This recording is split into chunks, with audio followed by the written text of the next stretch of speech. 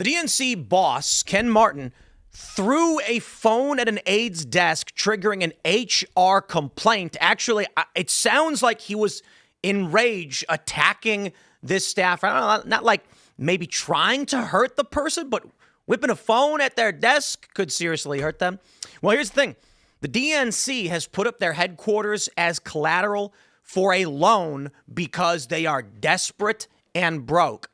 At a time when the Republicans have hundreds of millions of dollars as the Republicans, not to mention their super PACs and political organizations in the periphery, put them at near $1 billion cash. It's a pretty wild day. We're going to talk about that. And then Zoran Mamdani has just, man, wow. The dude's really cranking up the dial to 11. He published a list. He doxed all of the property owners and entities that own property that he says will be subject to his pied-à-terre tax. However, some people have come out saying, yo, that's a private residence. That's not a secondary home. Dude lives there. In other words, Mamdani is being accused of putting out a target list of wealthy individuals who live in the city. At the same time, he's announced they will be opening 5 grocery stores where they will put a 30% discount on all prices for all goods for the entire month. Okay, we're going to get into that in great detail, but I'm just going to tell you what that does. Destroys neighboring grocery stores because they can't compete with 30% lower prices. Results in shortages at the existing government grocery stores because now there's no other grocery stores that exist. And then eventually, with no groceries in the government grocery stores, you get food deserts. Mayor Mamdani is intentionally destroying the city. There's no other argument. I mean, we have seen in recent history with Venezuela, some 15 years ago, they did the exact same thing. We saw all of this happen. So, seems like it's on purpose. And then, my friends, the secret Biden tapes are out. 70 plus hours, they're saying, of recordings of Joe Biden he's talking to his ghostwriter. Apparently, these are the records that they were trying to delete or hide or something like that. We'll break it down. But this story just broke, and we've not had a chance to actually go through any of the recordings. So we'll be talking about that and a whole lot more. Before we do, my friends, we've got a great sponsor for you. It is Tax Network USA. Do you owe back taxes or have unfiled tax returns? Did you retire and suddenly get hit with a tax bill you didn't expect? Are you a business owner with messy books and a balance you can't afford? However your tax issue started, the outcome is the same. Your balance is not going down. Penalties grow.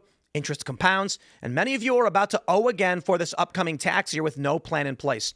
Stop what you're doing and call Tax Network USA. The IRS is not waiting. They're enforcing collections through wage garnishments, bank levies, and property seizures, and they can even file for you without your consent. This is where Tax Network USA comes in. With over 15 years in a business, there hasn't been a tax case they haven't seen or resolved. They specialize in tax controversies and help taxpayers nationwide get back on track by resolving back taxes and unfiled returns once and for all. Whether you owe $10,000 or $10 million, their team has resolved over $1 billion in tax debt. They can do the same for you, but you have to call now.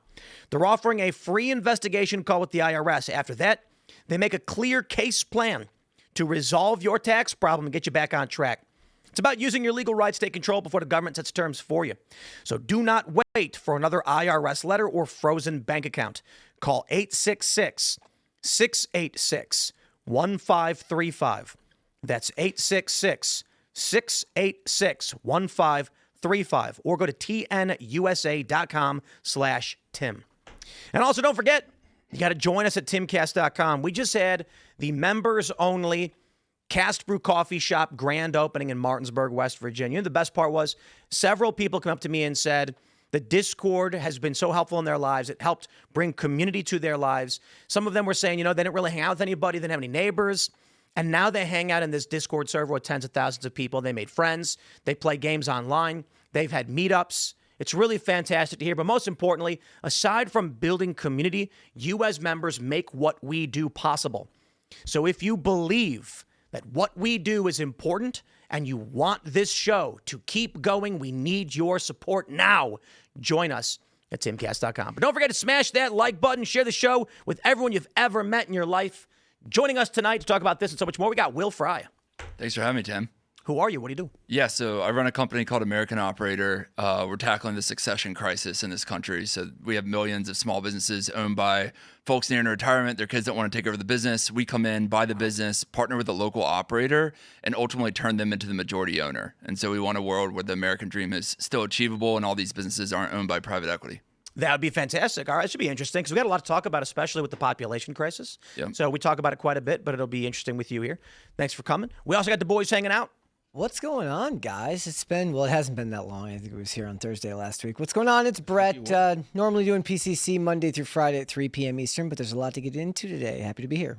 What's up, everybody? I'm Phil. I sing For All That Remains, and I hang out here a lot. What's up, Carter? What's up, Carter? I do not sing For All That Remains, but I'm pumped to get into this right now. Welcome back, Brett. It's good to have you. Let's get into the news. Here's a story from the New York Post. Raging DNC boss Ken Martin threw phone at aide's desk as committee forced to put up headquarters as loan collateral. It's a double whammy of a story today. Dude apparently lost his mind and threw his phone at the desk of an aide in a fit of rage. It resulted in an HR complaint. Now, I would say that is would you guys agree? I know the media tries to put their headlines lightly, but I would call it attacking a staffer.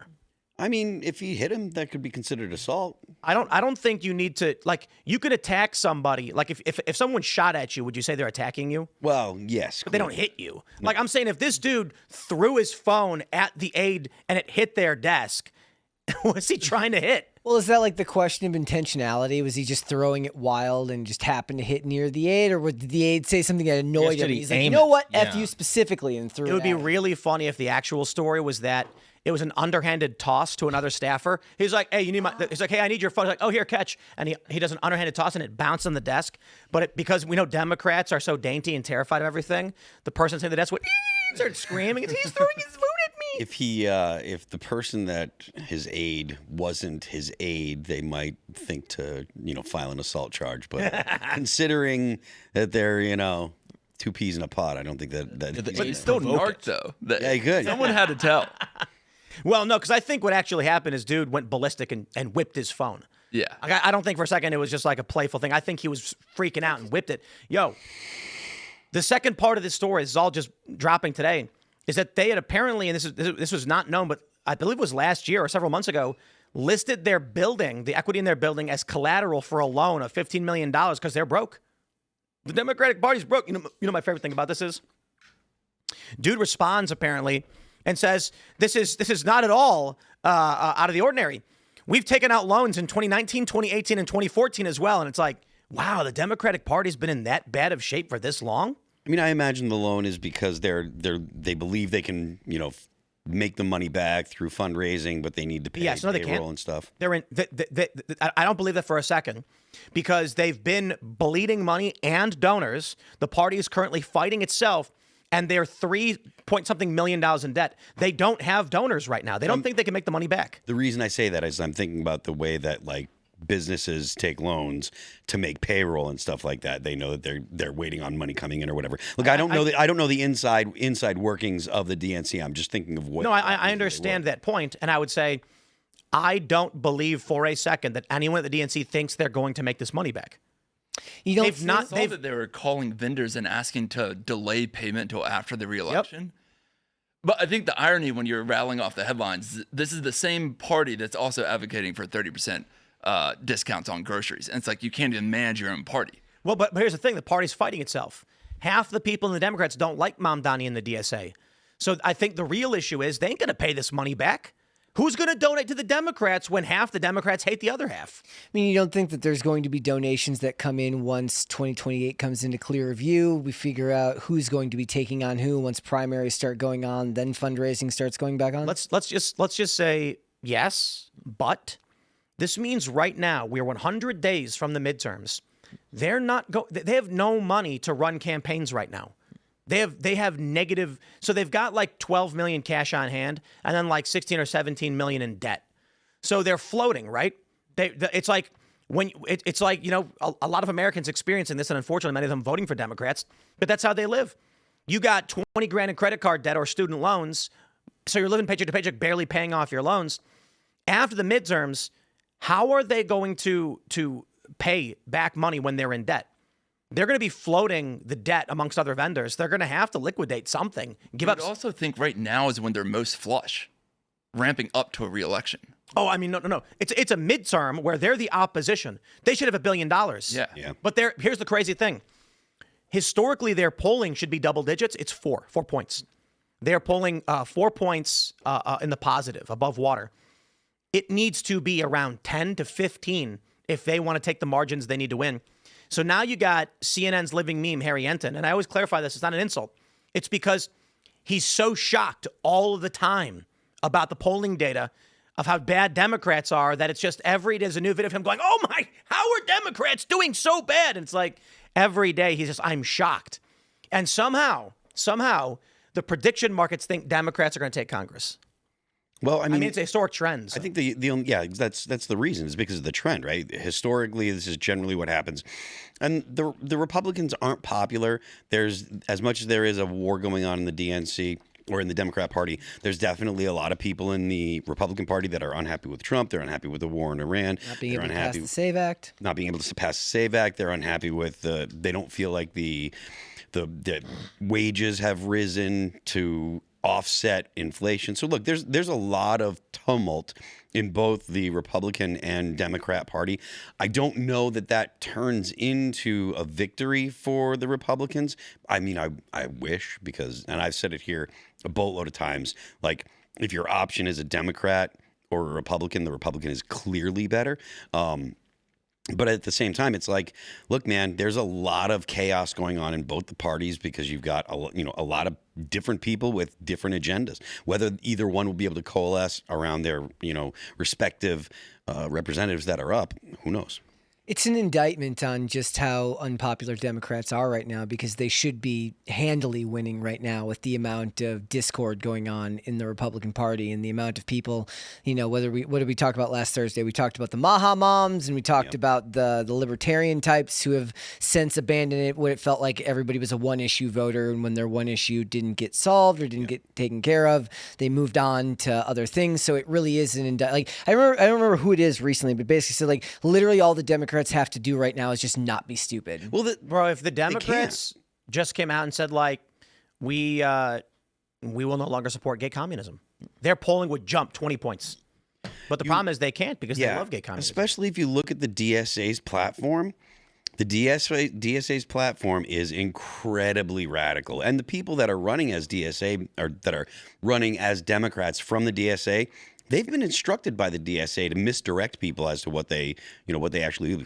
I had a guy that was on X that was hooting and hollering at me because he's like, oh, it's the Nordic model. DSA wants the Nordic model. I'm like, bro, they do not want the Nordic model. Actually, I didn't even say that. They have private health insurance. Yeah, I just told Grok They also to have the explain defense it to department. They want to defund the Department of War. Well, I mean, the DSA, They have prisons. They want to get rid of prisons. Yeah, there was a woman on Fox News recently that was explaining she was going down a list of the DSA policies.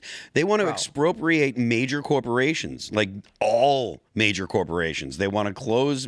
They want to abolish the presidency. They want to abolish the presidency. And the Senate. You can't abolish the Senate. Okay, like that is the one clause. There is a clause in Article 5 that says you cannot get rid of the Senate. It's the only thing that an amendment can't do. You can get rid of the Senate. Well, you have to get rid of the whole Constitution. Yes, and I understand that. And that they want to do that as well. Yes, they say that explicitly. So here's my conspiracy theory: is like at this point, these guys got to be like secret Republicans. They can't even get into office. It's like this lady who's on TV on Fox News. And I think it was like Martha McCallum was asking her questions about her, like just literally reading the DSA website. She's like, you want to abolish the presidency and the Senate? And she's like, yes, it's a long-term plan. It's like, you want to get rid of prisons? Yes. You want to get rid of the Department of Defense? Yes, absolutely. Or the Department of, what do you say, the Pentagon? And then I can only assume, I mean, come on, this is a caricature of what the left is, right? If this woman is, it doesn't matter if this woman is actually Republican or is actually serious. It's the same thing. If you go on TV as a representative of Democrats and say something psychotic, the Democrats lose points. You can't take an oath to support and defend the Constitution and then after telling everybody that you're going to literally rip up the Constitution. These people cannot be in office. So, sure. And the Republicans are, what's the right way to describe the Republicans? Flaccid? Yeah. Because you have this other story we're going to get to with Dr. Fauci's diary, where in January of 2020, he says outright, we know it did not come from the wet market. And then for what? 2 years, they were like, no, the wet market, when they knew that was not true. If you can't put these people in prison, you have no country. And I'm going to tell you this right now. The Republicans are going to go, but Biden issued a blanket 11-year pardon. I guess we can't do anything. And I'm like, if you can't do anything about that, because the president issued an 11-year pardon, you don't got a country. Sorry, I don't care what you think about the Constitution and plenary pardoning powers. If your country can't stop evil, then you have succumbed to it. First of all, yes, that should happen. Like, the president should just ignore it. But even if they didn't, the president should be on the phone with Bukele and arrange extradition for Fauci to El Salvador, because COVID hit El Salvador. COVID hit every country in the world. So there you go. There's got to be plenty of countries that could do it. Yes, they're not going to do it. So when we see the DSA coming out and saying things like, we will destroy the Constitution, and then they win office and they have to swear an oath to it, the Republicans are like, no, we're not going to do anything about that. When the Republicans could very simply in Congress be like, if you have ever stated anything against the U.S. Constitution, you won't be sworn in. Goodbye. Should be. They won't do it. They won't do it. I'd do it. They fundraise off people like that anyway. Someone, when the next on January 3rd, when they're doing the new Congress, nominate me for Speaker of the House, and I will just rampage through that place, because you don't have to be in Congress to be elected to be Speaker. I will go nuts. I will not swear in half of these Democrats. I'll be like, I'm gonna have people comb through their social media, and if at any point they're like, the Constitution is bad, I'll be like, well, you can't be sworn in. Can't swear and know something you think is bad. So goodbye. Yeah. Tell your district to send somebody else. It should be that simple. Like, look, you can't swear to support and defend the Constitution. You want to make all these changes to the Constitution that cannot be made. To be Don't fair, if somehow by some insane stretch of the imagination, I was nominated Speaker of the House and actually got voted in, I'd imagine I'd eat polonium before they actually let me anywhere near that building. So. Well, ask if you could run it from here. He had a glass box. My joke was like, if you ever actually got a real politician, someone who was like, I'm going to do some real things and clean this up, you'd have to put him in a like 5-foot thick, bulletproof, earthquake-proof, suspended with like a totally clear permanent Pope mobile. Yeah. Like, you have to live in a biodome, Pauly Shore style, because they will kill you. Well, like, no, what was he in V for Vendetta? He's like, he always gives the speech on the screen, but he's never actually in the room that he was in. Oh, right, exactly. Chancellor. To be fair, I mean, what would really happen is if any real person got elected, they just accuse him of drugs or rape or something, Give and him then 50 charges of some kind of felonious stuff. your felony, you happened in college. Just like Kavanaugh. It happened in college. I don't remember when. I don't remember if I was there. Nobody else remembers either, but it happened in college. Or even Trump's tax stuff. I mean, it's the same tactics Russia does. Yeah. It's crazy. I wonder who they learned from. I do wonder, though, like you said, like they're fantastic for Republicans. Are the DSA candidates secret Republicans? Maybe that sounds true now, but the newer generations are becoming more and more warm to the idea of democratic socialism, as it's phrased, and they're not thinking of it in the same way. They're going to be okay with these ideas as things get worse for them. Part of the reason why they're okay with these things is because they do think most people think when they hear socialism, they think of quote unquote the Nordic model, but that's not what the DSA wants. I'm gonna blow some minds right now. We're gonna blow some minds. You guys ready? Yes. Do you know what we talked about this last week? But I'm gonna say it again. You guys know what the average, median, and mean salaries of an American millionaire is? I think you guys might know, so I'm going to ask Will. Do you know? How much money per year salary-wise do you think the average American millionaire makes? 100,000. It's about right. So 160. So the average is like 184, but of course that accounts for people. Millionaire like counts their retirement account. So like if someone's making if someone's got like $900 million, yeah, well they're gonna skew it. So when you go median, it's about 165K. Sure. Go tell some Gen Z BuzzFeed employee who's getting 150K a year that he has a salary comparable to the average millionaire. He's gonna be like, what? Like in their minds, they think a millionaire is making $1 million a year. That's not true. The issue is they're communists who don't know how to save and financially plan, so they blame everybody else. And when these people say tax the rich, but they're making 90 to 100K a year, and their salaries are close or comparable to that of millionaires, what they're really saying is, I want to take from the people who are being responsible because I'm stupid. Yeah. Bob Iger's base salary was only $1 million for running. Right. But let's not play Even games. like your I'm saying base salary is way higher. Jeff Bezos paid himself $1 million a year. That's ridiculous. The reality is the average. There's about 23 million millionaires in the United States. The average salary, like the normal median salary, is about $165K, and it's because in their late 20s they're getting like mid to high five figures, and they start saving. Yep. Then they're in their mid 30s and they buy their first property. By the time they're in their early 40s, they've got a property, they got some stocks, and they have passive income on the side. So one of the interesting things I read is that actually a large portion of millionaires make about $80,000 to $90,000 a year, but they've been working for 20 years, saving up their disposable income and building assets which have grown in value, giving them a net worth around $1 million to $3 million. Now go tell one of these New Yorker people who's making $120 to $150 a year that with proper financial planning, they too will be a millionaire, and they're not going to believe you, and they're going to demand that someone go and steal the money from everybody else. I think part of the issue also is we're just seeing the results of what happened at colleges. And it's just playing out now, where like the skew of the amount of teachers who are liberal versus conservative went from like 2.3 in the 80s to 5 nowadays. And so they're just, the Overton window of what they're getting educated about in college has shifted so much. I think check it. There must be something in the water. Let's pull up this story. Zoran Mamdani has announced they will be opening 5 city-run tax-funded grocery stores with 30% below retail. I'm going to tell you why that's a problem. Because the margins for these grocery stores are about 2 to 3% as it is. So you drop prices by 30%, you will put every grocery store around this out of business. Let me play this clip and then talk to you about why I think Zoran Mamdani is intentionally trying to burn down New York City. Here's how it will work. Once a month, our 5 city-run grocery stores will set prices for this core set of goods at 30% below typical retail prices. No exceptions, no gimmicks. The savings will last for the entire month. That means no weekly fluctuations nor sticker shock at the checkout line. This already was tried in numerous countries, namely Venezuela, and we saw exactly what everyone's been warning will happen. And it is because we watched it happen over and over and over again, we know it will happen. Local bodegas, small grocery stores, their bodegas and small grocery stores will not be able to compete with core goods that are below, they're 30% below retail.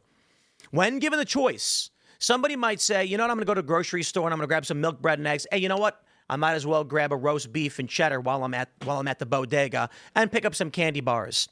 Excess selling disposable income.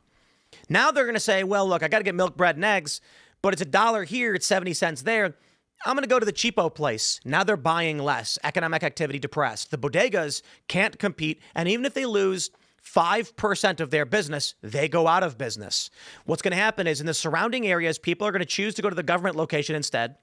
It's going to cause the bodegas each to lose a small percentage, but enough for them to go under. The government-run grocery store will then run out of goods and not be able to restock fast enough. You will then get massive lines out the door with shortages in the only grocery store within 5 miles. And it's going to happen in 5 different areas, creating food deserts, which, again, I'm not making up. It's been tracked historically, and economists have warned about it over and over again. Now, Zoran Mamdani knows this. There is no reality in the entirety of the multiverse where Zoran Mamdani doesn't know this, because anyone with Google thinking, hey, what would happen if I opened a grocery store and did this? Enter. It goes warning, warning, warning, warning like crazy. So it has to be on purpose. And you know what? He also published the addresses of wealthy individuals, which we'll get to in a second. He's basically saying, all money get out. We're going to flatten the city. And now I'm going to tell you what I think Zoran Mamdani's real plan is. I think he's like the bad guys in RoboCop. You're going to destroy the city. Skyscrapers, large buildings all become worthless. You buy them up for pennies on the dollar. 10 years later, there's a recovery. Now you're a billionaire. That's what I think he's actually doing. Because when you look at everything he's doing with targeting the wealthy properties, he's destroying luxury properties, destroying impoverished neighborhoods, driving out the wealth and the industry and the business owners. All these big companies announcing they're leaving. All the wealthy individuals fleeing to Palm Beach. And what happens? Property values will implode, and then the city can go, because this is what de Blasio said they were going to do during COVID. Buy up skyscrapers for pennies on the dollars, convert it into into government housing. Look, they're making a RoboCop TV series over at Amazon, so they could get Zoran Mamdani to be the bad guy in that one. That's perfect. But the funny thing is, you know what I love? I was watching with this Fauci news that has come out, they're replaying all this crazy stuff from the COVID era. And the pharmaceutical comes in. It's just funny. I'm watching Donald Trump do this rally in Michigan, and he's like, the Democrats are owned by the insurance companies. That's why they do it. They won't let you buy your products. And it's really funny because it's true. It's a good impression. I mean, it's a jokey impression, but like Democrats are basically like, I don't want to be able to price my own health care and negotiate with my doctor on pricing. I want insurance companies to do it. And you're like, but I thought you didn't like the pharmaceuticals and the insurance companies. No, the Democrats keep voting in favor of this. It's the weirdest thing that Democrats vote in favor of insurance company pricing, but also while complaining that insurance companies are ruining healthcare. Yeah. Wait, what? Like, is that different than their proposed single-payer model? Like, what are you talking about? Like, I don't remember this discussion at all. When the Republicans come out on the stage and say, healthcare should be private, meaning you should be able to negotiate with your doctor pricing. You should be able to list prices out. They go, oh, you're far right. This is insane. This is far right. No. We've got to make it so the government controls and regulates. And then you end up with this insurance companies giggling and laughing because they lobby the Democrats and keep the system in place. Now, don't get me wrong. Sure, Democrats complain about it.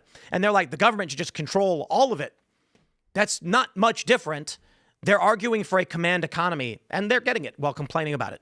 And they're destroying the American dream. I mean, first they attack the business owners who are actively trying to build it for themselves, and then they go after the folks who have achieved it and have these homes. Yeah, I mean, look, to people that are on the far left, people like Zoran Mamdani, the American dream is either a lie or it's aligned with white supremacy, aligned with oppressor versus oppressed narrative. They don't believe that you can be successful without hurting someone else. So it's literally the most caustic and motivated by envy ideology that you can come up with. Literally. That's why you see all these attempts to try to take from people that have done things. I mean, the guy's putting people's actual home addresses online. Like he doesn't know what's going to happen, you know? Yeah. It's just straight up, envy and hatred for people. I think maybe at the lower levels, but Mamdani's not a stupid guy. It's coordinated. It's calculated. He's playing chess. I think that Mamdani's might be one of the people that believes that every narrative that's positive about the U.S. and things like that believes it's all a CIA op. Maybe, but what I'm saying is there's no way he's going, wow, a government-run grocery store will help people. No, he's sitting there back with his advisors being like, okay, so what kind of depression are we looking at? And they're like, oh, I mean, we might see like 20% of the city flee. This is going to result in property value collapse. And then he's going, okay, and then do we have the backers, the underwriters, so that we can buy up these properties? And they're like, we're lining them now as we speak. He knows exactly what he's doing. It is really, really, let me tell you guys something really funny. You guys ever, you go on Instagram, you ever just scroll mindlessly on Instagram sometimes? Have you seen these videos where people are like, you can only choose two, and then it's them standing there, their arms crossed, or they're pointing up, and it's a list of things, and it'll be like $10 million right now. Number 2, you never have to sleep again. Have you guys ever seen these things? Yes, yeah. There's a whole bunch of them where it's like you can have $10 million right now, you can have $1,000 an hour for the rest of your life. You never have to go to work again, which is like, what does that even mean? Yeah. And then I saw one where it's like 100 rental properties right now. And I busted out laughing when I saw that. I saw it like 4 or 5 times from like these Gen Z influencer accounts being like, you could only choose 3 as if they're all good. And it's like, if I could have $1,000 per hour, $24,000 per day, I'll take that one. If you woke up and you had responsibility on 100 rental properties, you would lose your mind. Yeah. You would panic. This 100 rental properties means you're going to have, I'd estimate 75 employees around there. You're going to be dealing with law. And listen, as the owner, the government's going to come after you on every violation. Like owning a corporation that manages 100 rental properties is no small feat. You can just wake up and have. But these socialist types, these people, they don't understand that. Like it's like when you saw that clip the other day from Bobby Lee. I did a segment about it on Friday, where he's like, what do you need $1 trillion for? If I had $1 trillion, I'd burn all, I'd do something really good and then get rid of it and keep $1 billion. And the other guy was like, I'd build a bunch of desalinization plants. It's desalination, I know, but he calls it desalinization. And then I'm like, desalination plants destroy the ocean life on the bottom floor, causing this effect, this domino effect that kills off. It creates dead zones. That's one of the reasons we don't build them. And Elon Musk literally doesn't have $1 trillion. But these people are all as dumb as a box of rocks. They don't get this. My point, Mamdani is not at that level. Mamdani knows full well he's dealt with a large campaign to run for mayor. He's dealt with these finances, these numbers. He knows exactly what's going on. When you say, hey, if we put a 30% reduced grocery store in this area, what's going to happen? It's a black hole. He knows this. Yeah, I mean, I don't know. There's part of me that thinks he's a true believer in the power of socialism. How is it possible that he was able to rally campaign financing, deal with banking and tax law in the FEC? He was a failed rapper before. How is it possible that he's able to deal with FEC law, legal divisions, and then not know these things? That's not possible. I'm sorry. It's just not possible. At the very least, he has advisors who have told him the fallout of what would happen, even if he doesn't necessarily. The only argument would be he literally doesn't do anything at all and just sits there, and Soros is behind him doing all the paperwork. But again, when the reason I bring up the rental properties thing is because the moment you actually try dealing with the banks and lenders to set up a rental property, and then you sign up for Airbnb and do all this, you go, how the would I do 100 of these? Yeah. That's not possible. Cleaning, turnover, bro. GameVerse. Oh man, and then you have people show up and trash the place. Now multiply that by 100, and you're like, I'm gonna need a corporation for this. I can't be the only person running this company. You are not going to have a single member entity at that level. Mamdani could not get to this level without understanding these mechanisms. Before I worked here, I worked for an apartment maintenance, like a company that worked for apartment. You know, we ran an apartment, like 4 apartments in one area, right? And I did the general maintenance there. And this was during COVID. So people weren't paying their rent. Stuff was getting absolutely trashed in businesses. And the company was losing hundreds of thousands of dollars on turnovers that were even worse than normal because people were in their apartments more than normal. And they were spending all their money on TVs and not actually paying their rent. It was awful. I had a rental property once. I have a rental management company handling it. My phone rings and I answer it. It's a tenant calling me directly. They found my phone number. Fridge is broken. And I said, you got to talk to the rental management company because I'm just like, I own the and they were like, okay, well, we're withholding rent until the fridge is fixed. Okay, I guess. I mean, like, I don't want to leave you hanging. Rental management company says they broke the fridge. And I said, well, how does this work? I'm like, you got to pay it. And then I said, okay, so pay it. And they're like, okay, so your remittance for this month will be negative, $300. And then like, don't worry. What'll happen is once the rent comes, upwards, like we'll apply future rent towards the negative balance. We were negative balance like 3-4 months. Like stove broke. It's like, what's happening? And they're like, oh, the tenants broke the stove. Okay, what does that mean? It means you got to fix it. And I'm like, but they broke it. It's like, doesn't matter. That's not the way rental works. AC broke. And I'm like, what happened? They broke the AC. Also something they broke the face, and now it's got to get replaced, and they can't turn the AC on. You got to fix it. Also something that they never take into account when they talk about how they're never going to own a home and never realize that all the things they benefit from by renting rather than owning, because they wouldn't actually want to, to fix the stove. They don't actually want to fix the water heater. They don't actually want to fix the AC. They want somebody else to do it while complaining about the cost of the rent. Yeah, now you have these videos. You see this video where these it's like young black men. They're probably like 18, 19. They Airbnb a house, destroy it, and then when the Asian man shows up because the people were like neighbors were complaining, they punch him in the face. Awesome. So again, let's jump to the story and talk about what Mamdani does and does not know. From the New York Post. Mamdani publishes names and addresses of all NYC property owners who could be hit with a new pied-à-terre tax. He doxed everybody who owns valuable property. This is not who could be hit with the tax. He just published a list, 2 lists actually, of all of the properties that are at a certain value. So we've got this. I think this might be the tweet here. Hayden Adams tweeted this. He's invented the Uniswap protocol. Wow, that's actually pretty crazy. This is the worst mass doxing I've ever seen. Just personally searched several high-end apartment buildings that include people I personally know's primary residence, not a pied-à-terre. Not only were their units listed, but nearly every unit in the entire building was listed. They clearly took an incredibly expansive view of could be, and just doxed a huge percentage of all expensive apartments in New York City. Absolutely everyone involved in this. This is incredibly dangerous. The original post was, The city published a list of all properties and the names of the owners that could be subject to a new pied-à-terre tax in a very easy-to-search Excel sheet. Indeed, they did. What is this? What is the steelman argument for publishing this list? There isn't one. There isn't one. There isn't one that they can give an explanation to a Democrat, to a blue dog Democrat who just wants to know why you publish this list and doesn't want communism or the destruction. There's no argument for doing so. If you're going to tax these people, you have their contact information, and they're already sending them mailers letting them know they're getting a tax. Yeah. So there's no reason to do this. There's one reason. To get them killed, to get the properties targeted. You ever hear that joke where it's like it's actually in a bunch of movies too. A guy rents or a woman will rent an apartment, and then she hears a gunshot and she freaks out, and then she looks at the windows and she's like an old black guy in the backyard pointing a gun at the ground, and she freaks out and she looks and she's like, what's going on? And he's like, no, don't be worried, man. I just once a week fire it into the ground to keep the property values down, to keep the property taxes down. This is basically what they're doing, I guess. So I guess the idea is destroy the value of the property. That's why I said he's like RoboCop villain. Doing this will do one thing. Wealthy people are going to be like, okay, he's just published a list of my home address accusing me of stealing from the people.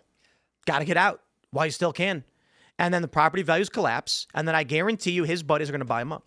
I like the one that shows like groups of white people jogging and it says when you know your property value is about to skyrocket. Or like a Church's Chicken is getting built, and you're like, well, there goes the neighborhood. Yeah, I mean, look, just like you guys are saying, that there's no legitimate reason to post people's, the home addresses. This is, I think, the second time he's done this too. There was another issue where he posted someone's address that he considered too wealthy or what have you. But look, this is going to have Griffith. He stood in front of his house. Yeah, this is going to have the effect of actually making people say, I can't live here anymore. Yes, intimidation. Yeah. If nothing else. Can we just go back in time to when Donald Trump helped revitalize New York? And the way he did it was he built luxury properties and convinced wealthy people that it was worth coming back.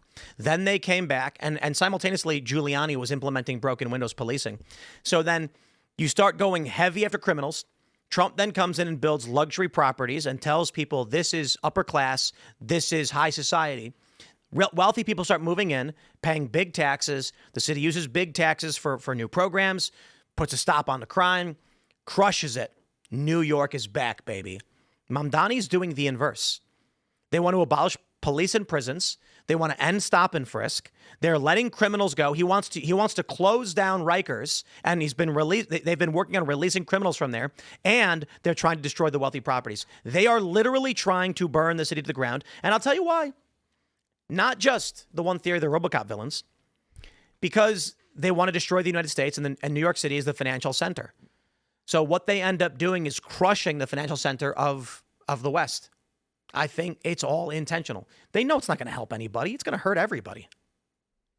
Yeah, I mean, like I said, there's no legitimate reason. It's all about intimidation. They have absolutely no desire to support the Constitution. They don't believe in property rights. They think that everybody that has any sort of asset or whatever, they gain that by taking advantage of someone else. If Trump had balls, he'd have done something. If the Republicans had balls, they'd do something. But it feels like we're watching the bus driving full speed towards the cliff, and everybody's like, well, don't look at me. I'm not a bus driver.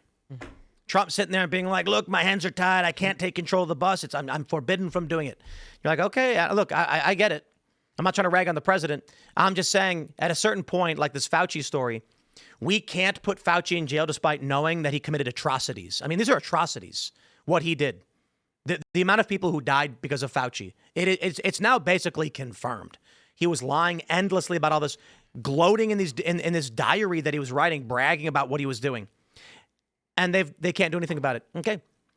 I mean, if you live in that world where an evil guy literally can do evil and say, but I've used your laws to make sure you can't stop me, and you're like, oh, drat, he won. It's like, okay, all right, I guess. I mean, a guy keeping a diary in general is already pretty suspect. At least call it a journal. Yeah.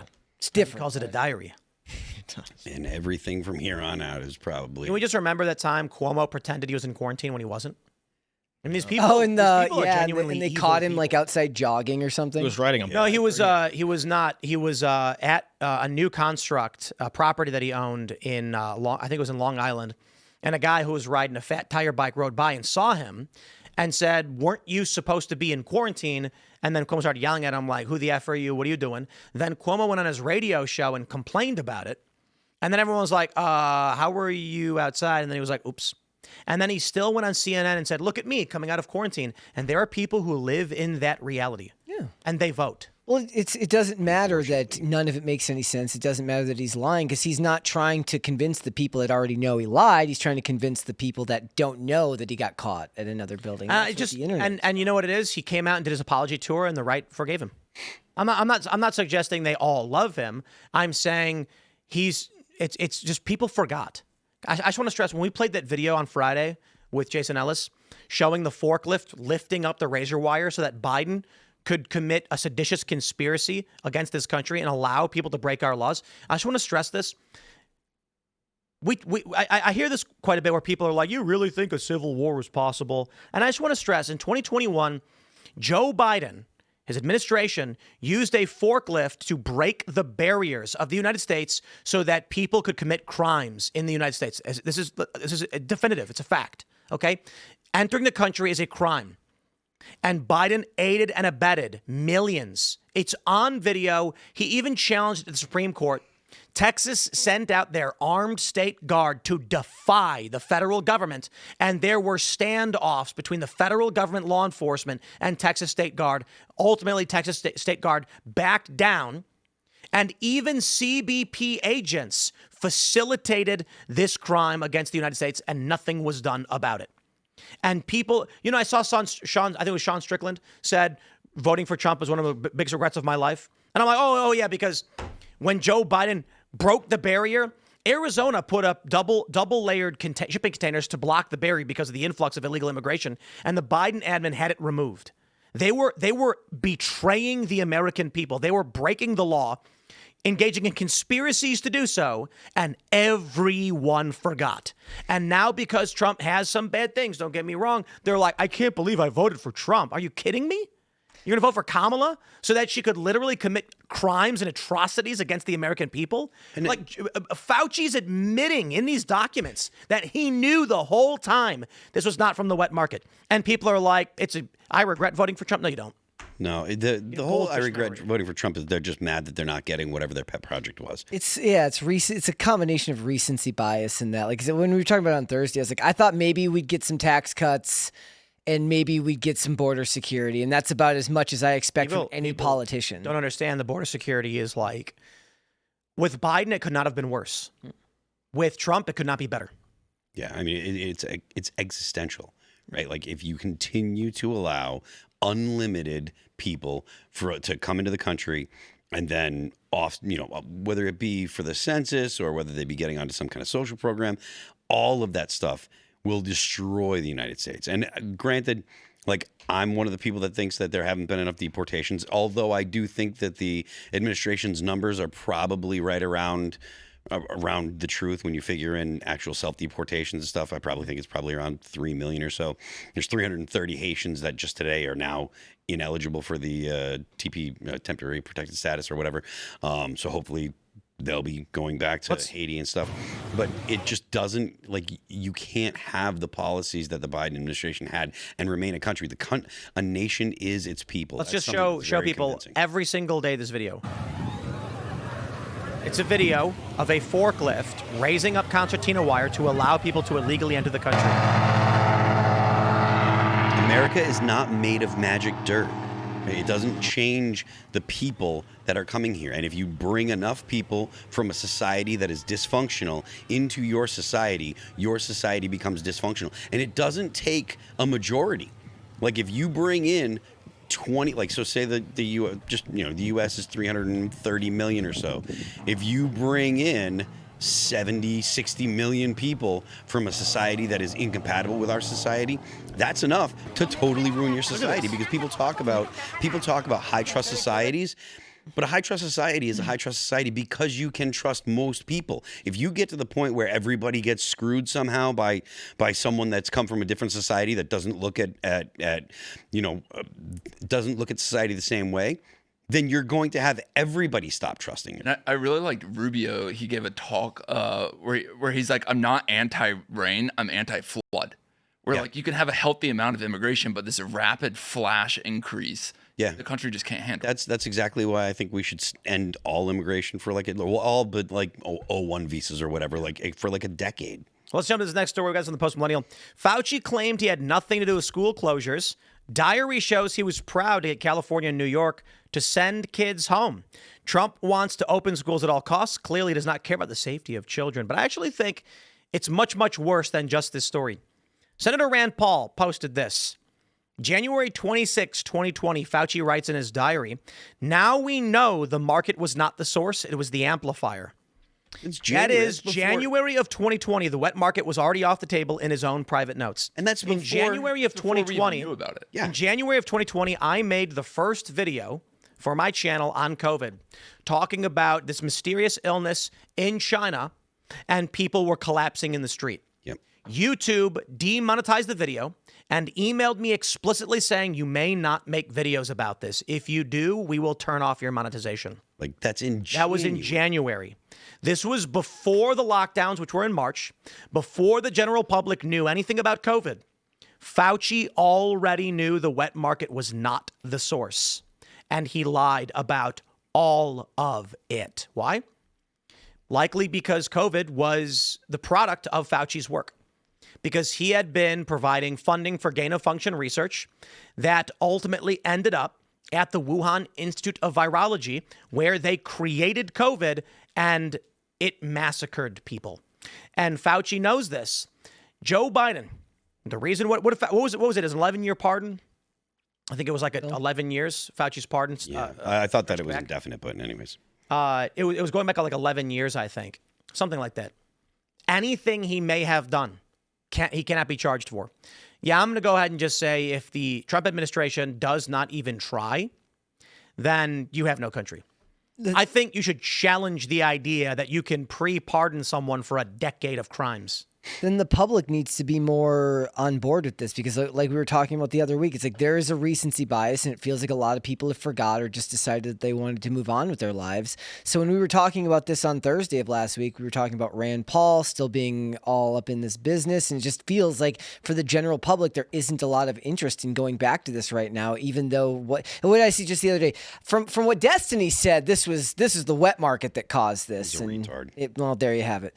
But the point is like there's no pressure point here because the general public doesn't seem to care. Well, not only that, like the general public is still so sequestered into their team idea, right? Like there are people on the left that will never accept. What did Jason Ellis say when we showed him the video of the concertina wire? He couldn't believe it. I don't believe you. Yeah, I don't believe I showed the video and he was like, F off. There were and people, I was like, yes. And he's like, you're saying the president had that forklift. I don't believe it. So we had to pull up the articles proving it, and he could not believe it. Now, I'm not saying this to be disrespectful. Jason Ellis is a regular dude. He skateboards. He does comedy. He doesn't live in the political world. I had a conversation with a buddy of mine in New York back in like 2019 where he was like, he was a liberal comedian guy with millions of followers, and he was like, so you're like pro-life or something? And I was like, no, I'm pro-choice. And he was like, but people are saying like you're pro-life because like the Democrats are trying to pass this abortion protection. And I said, no, the Democrats are trying to pass a bill that would allow abortion to the point of birth, citing mental health issues. And he goes, that's not true. And I said, okay. And I pulled up the actual bill, and I said, read passage 13. And he reads, and he goes, what? This is fake. And I was like, look at the URL. It's house.gov. It's senate.gov, bro. And he goes, I can't believe this. I don't believe it. And I'm like, dude, why do you think I'm making this up? But they live in Wally World. They live in CNN land. Everything is fake, and they're just never going to get out of it. And it's also that they're so entrenched. Like I made a remark about Fauci. I mean, on X, I made a remark about Fauci should be tried. Trump should ignore the pardon and snatch him up. And some guy goes, well, yeah, and Trump too. Like immediately right to Trump too, as if the crimes that Fauci has been accused of that seem to be, very, very, like there seems to be a lot of evidence. the millions of people that died because of COVID, like that died because of COVID, and then the other stuff surrounding COVID, like that's equal to like Donald Trump. So even if you look at the most terrible way to cast Donald Trump, save for like the crazy people that are like, oh, you know, he was doing stuff with Epstein, blah blah blah, like all the corruption stuff, the money that he's made, the meme coin schemes, those kind of things that are you know generally universally you know looked down on. Even if you look at all that stuff, the Jeannie Carroll stuff, all of it doesn't even come close to the kind of global effect that Fauci had. And some guys just like, oh, but what about Trump? Like, are you serious? That's like, you know. Was that guy Brian Shapiro? No, I actually I blocked Brian Shapiro because he called me. So we're back to not being friends. No, but we're back to not being friends. That's like being like, oh, that guy, you know, that guy robbed a bank. Well, or that, you know, we have a problem with Hitler, and it's like, well, what about the guy that robbed a bank? Like, are you serious? It doesn't even come close to the same kind of magnitude. But you got to talk about the other team because people are so entrenched. So it it's was like 11 years. I looked it up. Yep. What? You know, yeah. 11-year pardons. And Hunter too, right? I don't know about his, but let me look. Yeah, I'm pretty sure. But even, you know, it's frustrating because not only are we kind of in agreement around here that Trump's not going to do anything about Fauci, no matter what comes out, he's probably not going to serve a day in jail, and even though they can't do anything about that, people would still say that Trump was the worst president ever if he did say, you know what, we can't let this stand. This guy had such a massive effect on the whole planet. Every person on Earth was touched by that pandemic, you know? I don't know. I'm very, very tired of the left-right paradigm for everything. And maybe part of that's just because of where we work and stuff like that. But I'm sick of the world being filtered through the lens of left-wing versus right-wing politics. But left-wing and right-wing doesn't mean anything. Okay, I'm using the generic idea. Yeah, but you're saying like we're complaining about people who don't pay attention to the news. What do you mean? The left just means you live in fantasy land, and the right just means you don't. Yeah, I mean, but in general, like Jimmy Dore is called right wing, even though he's a socialist. Why? Because, well, he believes a lot of he's dancing in the conspiracy slop right now, but he's outside the mainstream narrative. So if you are in CNN land, you're left wing. Even if you're a conservative, if you're Lincoln Project, you're not conservative anymore. So again, when we're talking about left right paradigm these days, we're basically just saying, are you in the cult or are you not in the cult? Yeah, it's incredibly frustrating too, because again, it does seem like nothing is actually going to be done about this, and you've got just a cornucopia of evidence that this is something that Fauci knew about, something that Fauci had a hand in, and the Biden administration. You know, we were talking about Joe Biden literally can't remember anything, right? Like the first story about how he was talking to his biographer and was basically incriminating himself and all sorts of things because the Biden administration gave him a pardon for 11 years back because they're just as culpable. They knew too. At this point, I just believe all conspiracies, every single one.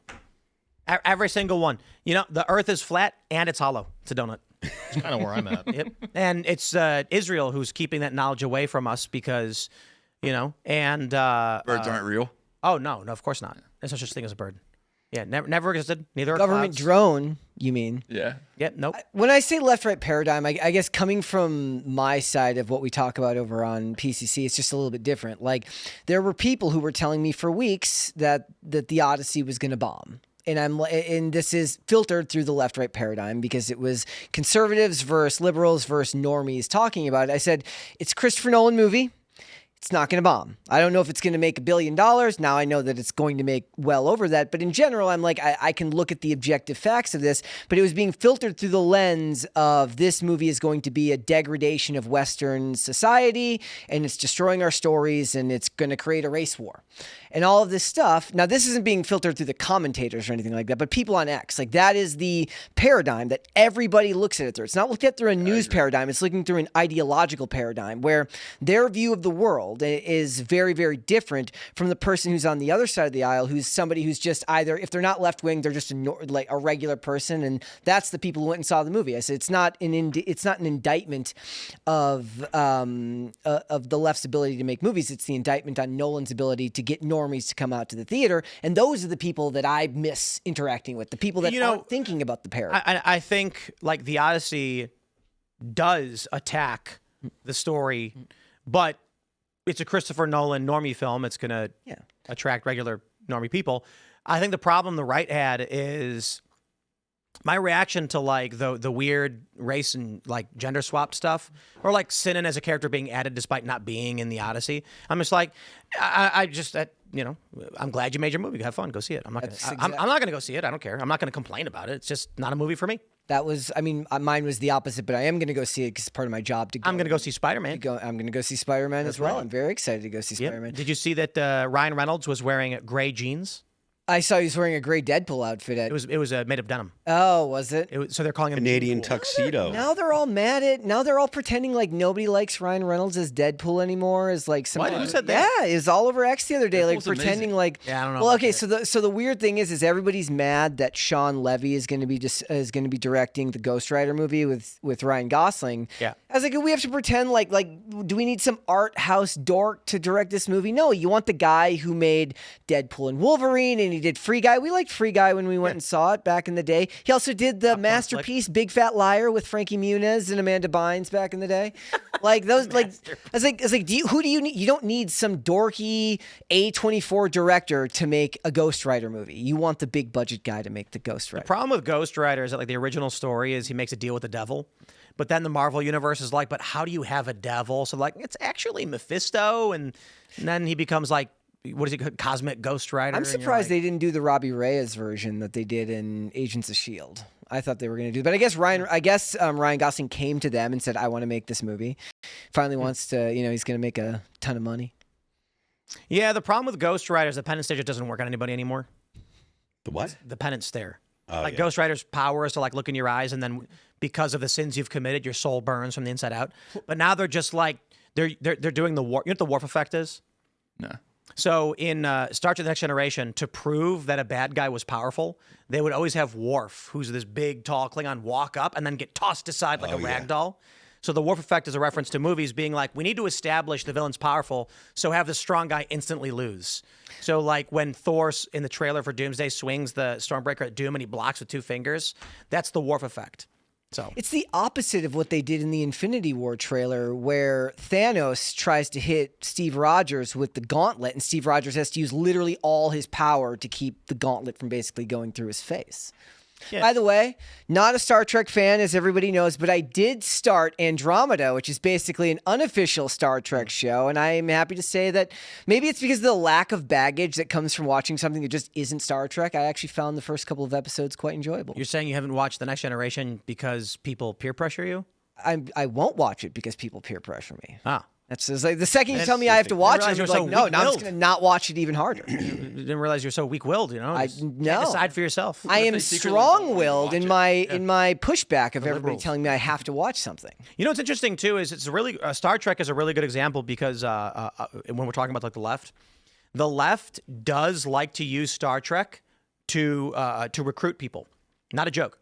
During Occupy Wall Street, they would be like, "You ever see Star Trek: The Next Generation?" And people would be like, "Oh yeah, of course. That's what we're trying to build. That's communism." And then anyone who's an actual fan goes, "No, it isn't. They owned private property. Picard owned a vineyard. You liar." But now with these grocery stores, you've also got Elon Musk saying by 2036 money will be irrelevant because AI and automation will be producing so much you won't actually need any money. But that's not true because private property will still exist. Someone will still want to live in a skyscraper on the river or on the shore. And there needs to be a way to exchange value. Unless, of course, what Elon is saying is there will be the haves and the have-nots. And the haves will want for nothing. And the have-nots will get free food, but nothing else. I mean, the scary thing is like with UBI, who decides how much you get? The government. Yeah. Based on what? You know what I think is going to happen? We're going to go through, like, I should say this. One of the possible outcomes is there's going to be an extinction event. But it's not going to be caused by a meteor strike or warfare or disease. Going to be caused by abundance. if we get to the point where Optimus bots can build more of themselves, and then mass produce food, and when they break down, fix themselves, and they just build everything, they handle all the mining, all the manufacturing, and humans don't. There's going to be disciplined humans who stay fit and work out, and then there's going to be humans who gorge themselves and do nothing and then just die. And there will be an extinction level event where tens of millions of humans die off over a couple generations, don't have kids, and then just have heart attacks. There's already people doing that for TikTok clout. Well, I mean, this is my point. What I'm describing actually is already happening. So I'm saying jump us ahead 10 years, and you've got food being almost entirely free, which I got to be honest, it's very close to being free as it is. You want free food, go live in Seattle. They got a food bank every day, and there are food banks that just have big shelves of free food. Yeah. You don't got to spend a dime. They just came out with Ozempic, though. So maybe that's... so people will gorge themselves. Yeah, they're still going to die. I mean, let's just be honest. You know, you've seen those mesothelioma commercials? We're going to have those for Ozempic, I would imagine. Maybe not Ozempic specifically, it's a brand, but GLP-1. It's going to be like, were you prescribed GLP-1 between the years of 2025 and 2028? If so, you may be eligible for a large compensation. I mean, we're still going to find out one day that these things are actually nuking our brain. You know what I'm hoping happens? Sure. Yeah. I'm hoping that what really happens is that all the people who got GLP-1, because there's a bunch of different brands, mind you, eventually just have parasitic worms burst from their bodies, and like on live TV. Have you guys seen that? It was like a Black Mirror or something? No. There's a worm you can get that like latches onto you and sucks out your fat, and you instantly lose all your weight. So there's like a fat guy. I think it was a Black Mirror. There's like a fat. The chat can tell me what it is. A fat guy's like, no, I don't want to get it. I don't want to get it. Then finally they convince him to get it, and they're going to do it on TV. But then right at this moment, there's like an eclipse, which causes all of the eggs that were laid in people's bodies they didn't know about to hatch. And then like everyone just starts, like the worms are bursting from their bodies. Gross. Yeah. I mean, what show is that? Come on, chat. I really hope that's not true, and I'm not so black. Creep show. Creep show. Tales from the Dark Side. Well, I'll just look it up. People are just guessing. I'm not so black-pilled that I expect that to happen. I do think that there's a lot of really, really cool things that are going to happen in the next 10 years or so when it comes to medical. Yeah, it was creep show. Skin crawlers. So, do you believe that the what Elon Musk says when he says that you're not going to need money by 2036? Do you think that's a very, very optimistic? So what he's saying is money's going to be irrelevant. People will have money, but the lower class people are going to live in pods.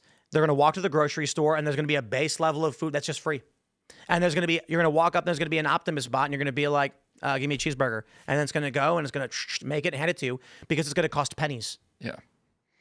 Yeah. It's more on need. I think it'll still exist in some form, but it'll be more of like discretionary. Yeah, I think that there will still be people that want to do things and want to excel, but I think that the basic needs will be probably met. I mean, right now, we make plenty of food to feed the world. It's really a matter of distribution than it is actually not being able to, produce enough food. Something like 30% of the food that the United States produces goes to waste anyways. That's got to do with legalities, right? They can't give away expired food, even if it would technically still be and transportation costs. Yeah, it's really about being able to get the food where it's produced to where the people that need the food are. But there is one thing that I do want to say to Elon. Let me pull up this video real quick. Let me scroll down and find this here video. Then we can talk about what it means to get free food in the world that y'all are going to live in. Here we go. I'm going to play this video for y'alls. You can watch it and tell me if you want to live in the world with the free food. Very yummy meal. For those that are just listening, it's a bunch of school lunches. The carrot is magnetic. Oh my God. I just want to show you what's being served at school today. This person flips over their meal tray. The food is just stuck. What is that, dude? Oh, man. It's just fat. Pizza, undercooked pizza. I got to be honest, though. I'm going to pause real quick. Actually, the undercooked pizza, it's bad that it's undercooked, but that's not bad. No. If they're actually got real dough and cheese and stuff, it's just undercooked. I'm not a crinkle cut fry fan specifically, but the cheese fries I'd be okay with. Check this out. Not move. What? Mac and Our cheese. school lunch. Until they fix this shit. Look at this. Nachos and cheese, and there's oh man. There's a film on the cheese, and he's pushing into it, and then he picks his finger up, and there's nothing on his finger. I was reliably told that Michelle Obama was going to fix this. This is crazy. Look at the syrup. There's like snot. What? You don't eat that. Open it up. Raw chicken. I mean, look, you should. Then I Is realized. the Look at food that. coming from like The big ice cream is like corporations that dough. are just giving like their lower These tier preschool Look at stuff? this lunches milk. are nasty. What the? Dude, it's not. It's malk, dude. What is that? And kids are drinking that? Edible. It's not fucking. Dude, this is weird stuff, man. Homeschool your kids. The icing peels off like dough. Look at that.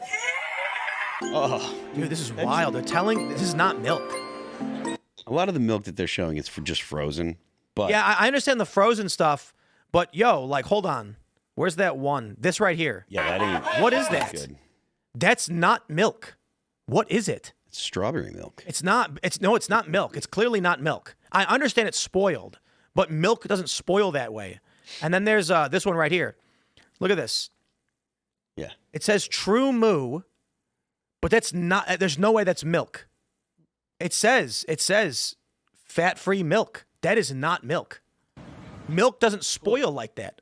what if it was Look at like that stuff, dude. frozen and unfrozen and frozen and unfrozen? Yeah, but it's snotty. Yeah, I don't. It was like mucus. It's not edible. Homeschool your I kids. mean, I wonder how much of this is fake too. Like gotta someone mixes say, yeah, this gelatin is into a milk really to make it crazy. snotty or something. Homeschool But your even then, it kids. looked somewhat translucent, like it was not cream. I think getting back to the AI thing and money, I think one of the issues is like the crisis of meaning, though. Like if folks don't have to work at all. Well, the point is, if you don't work, this is the food you get. That's the point. When the robots are doing everything, like, oh yeah, you can have your weird spoiled schlop. It's free. That's what you get when you want free food. You want government living? Man, live under Mamdani. This is the kind of food they're going to be giving you during your at your grocery stores. Yeah, I mean, people are gonna say, oh, you know, the government's gonna provide everything for you and stuff, and Or you have fake jobs, like in New Jersey where you can't pump your own gas. Yeah. And so they create this job that doesn't necessarily need to exist. Dude, Yeah. this video, this clip from the beginning where the kid's picking up the strawberry milk, it's like mucus. There's a bunch of videos of them picking up mucus that's not milk. You can't pick up milk like that. Yeah, What is I don't going know on? what has to happen to milk for it to get that. That's gack. Remember gack? Oh yeah, that's like it's like someone said, I don't know. And Yeah, you yeah, You can't do that on television. Just the stuff. Just Nickelodeon gack splat. Here you go. For those that aren't familiar, wait, I got to close this first. Gack was a toy in the 90s from Nickelodeon. You know that probably was just made of the worst chemicals ever, too. Like, we're gonna die because we had that stuff. Nickelodeon's Corn syrup. gack splat. I mean, cornstarch goes into anything and makes that kind of stuff. There you go. Yep. Gack. Oh, it just took me back in time. Which I mean, that was just a an evolution of the green slime that they made. Yeah. From Getting played out. slimed. Yeah, and you can't do that on television. Yeah. If you said, I don't know, they'd. So this is the world that the left wants for you. You'll live in the pod and you'll eat the bugs. Yeah, and now look, there are plenty of people out there that'll be like, I'd be fine. I would choose that over having to go to work for some terrible boss. You're gonna go to the pod facility, and you're gonna they're gonna open up the pod and you're gonna lay down. It's gonna be the most comfortable thing you've ever. You're gonna wow, this is really nice. And they're gonna be like, oh, here's what we do: the tube goes down your throat, the Neuralink band goes on your head, and then you enter any reality that you want, and you never have to leave. And they're all going to say yes, and they're gonna pump that gunk into your belly to keep you alive. Perfect. Yep. Yeah. But it won't matter to you because you won't experience it. Yeah. You'll be fighting dragons or whatever. You'll be Harry Potter. You'll never be hungry again because your You'll be fighting Voldemort on loop. stomach will be full of that stuff. Of gack. I genuinely wonder though what'll happen to the human brain if they are given a paradise. Like in the Matrix, they said the first Matrix was a paradise, but the human mind rejected it because it needed conflict. There's a Dostoevsky quote that pretty much says, like, you can have that, but you'll still need purpose. like I can't remember the quote exactly. I mean, like, It's what would the life same- be like if you won at everything you were trying to do? Would you be happy? No. But it's the same argument that people have whenever a celebrity dies or something bad happens and they complain. They're like, what are they complaining about? They've got money. Right. They say she's so lucky. She's a star. They've got they've got money, they've got fame. It's like, well, yeah, but why do you think so many rich people end up with drug problems, right? Because they find a way to need more conflict in their lives. You take care of one need and another problem arises. And you need constraints. Like that's what makes life so fun is it's limited and finite. And if you're just able to keep on respawning in your brain. I mean, That's why I can't stand communists, because they think the grass is greener everywhere. And then they're confused when, like, some dude wins the lottery and then just hates his life. yeah, I mean, look, communists think that the state of, they've said all the time, the state of nature, you're just chilling and you can go out and get, berries or whatever, and it's super. It's just, before capitalism, life was so blah blah blah, and it's like existence itself is struggle. Like you are struggling against nature, which wants to kill you. All the animal, like any kind of predators want to kill you. The laws of physics are trying to strip the particles from your body All the time. and spread them across the universe. And you tell me, like get it, use the last of your man-made possessions, sell them, buy a tent. Yeah. And now go out into the woods and survive on your own. I mean, just you can watch these YouTube videos of people that are like, oh, I'm going to sell everything and I'm going to go out and I'm going to build a homestead. And look how easy that is. It is non-stop work. They work from when they get up until they go to bed, and then they hope that a bear doesn't come and steal their food and stuff. It's just they're incredibly naive. There's also it's not just the have-nots in society. It's also like there is I've seen a resurgence on my X timeline of people who work in corporate America. So you might think they're working maybe they work like a 12-hour a day shift at some high finance company or something like that, or maybe they're just an 8-hour a day. They punch in at 9, they leave at 5, and they're like, I have to spend Sunday like taxing myself and getting ready to go in on Monday because it's not me. It's like they literally are creating more conflict there because you will adapt to the situation you're in and find a way to make it worse. Yeah, I forget where it was. I saw this great quote about the way that socialists view the world, and like I said, it's like they say that our society is so terrible and capitalism is so oppressive, but they're literally comparing it to like heaven or like an imaginary society that doesn't and has never existed. So here's I should get to make music Dostoevsky quote. It's shower upon him every earthly blessing, give him economic prosperity such that he should have nothing else to do but sleep, eat cakes, and busy himself with the continuation of his species. And even then, out of sheer ingratitude, sheer spite, man would play some nasty trick. So it's kind of like, even if you have everything, you still need to like. Yeah, I mean, look, there are people that even if their lives were perfect, they would do something destructive to throw some kind of chaos into their lives, and they would just as likely do those same things to other people around them, throw chaos into their life somehow. They're also imagining a world where they get to do whatever they want every day, and they imagine that whatever that is like their hobbies. But it's like how many old people retire and they immediately go get a job because they need something, they need structure, they need something they have to accomplish every day, right? And their relationships too. I mean, the amount of small business owners we chat with, they're retiring and they're like, part of the reason I've been married for 40 years, I work 40 hours a week. Yeah. Like if you're just staring at each other all day long, you're going to go insane. You're like, oh God, I have to look at you again. I don't think so. I think if I wasn't working full time, me and my wife would be going like skiing and then rock climbing and then. But for how many years in a row? You don't think you'd forever? Yeah. If you do it. Yeah. Easy. Some people are lucky, I guess. Can I ask you a question? So basically, can you give people the description of your business again? Yeah. So we focus when owners want to retire and their kids don't want to take over the business. Small business owners. It's so fun. Like literally, this is one of those stories that used to be quintessential to like television and movies, which is like the kid who doesn't want to continue in the family business. And I was like, nobody does that anymore because I feel like if I wish my dad had owned a business that would have like chose my path for me in a way. Like, this is what we've been talking about with. Like in Japan, we've talked quite a bit about Niigata, for instance, where all the young people are moving to Tokyo because they want to be around each other. And then what's happening is in all of these surrounding rural and suburban and smaller town areas, the population is hollowing out. So the community is very small, so they're all moving to dense urban centers, hyper-centralizing. That means all the businesses and all the family properties and everything they own is being abandoned. Yeah. So we're seeing that in the United States. And for us, it's a national security issue because all of the manufacturing, I mean, a lot of the times the owners are actually pushing their kids away. Growing up, they would say flee for the fences because NAFTA and whatnot had just stripped any profit out of running those businesses. And so the risk to the country is like, hey, we need this manufacturing supply chain to continue on.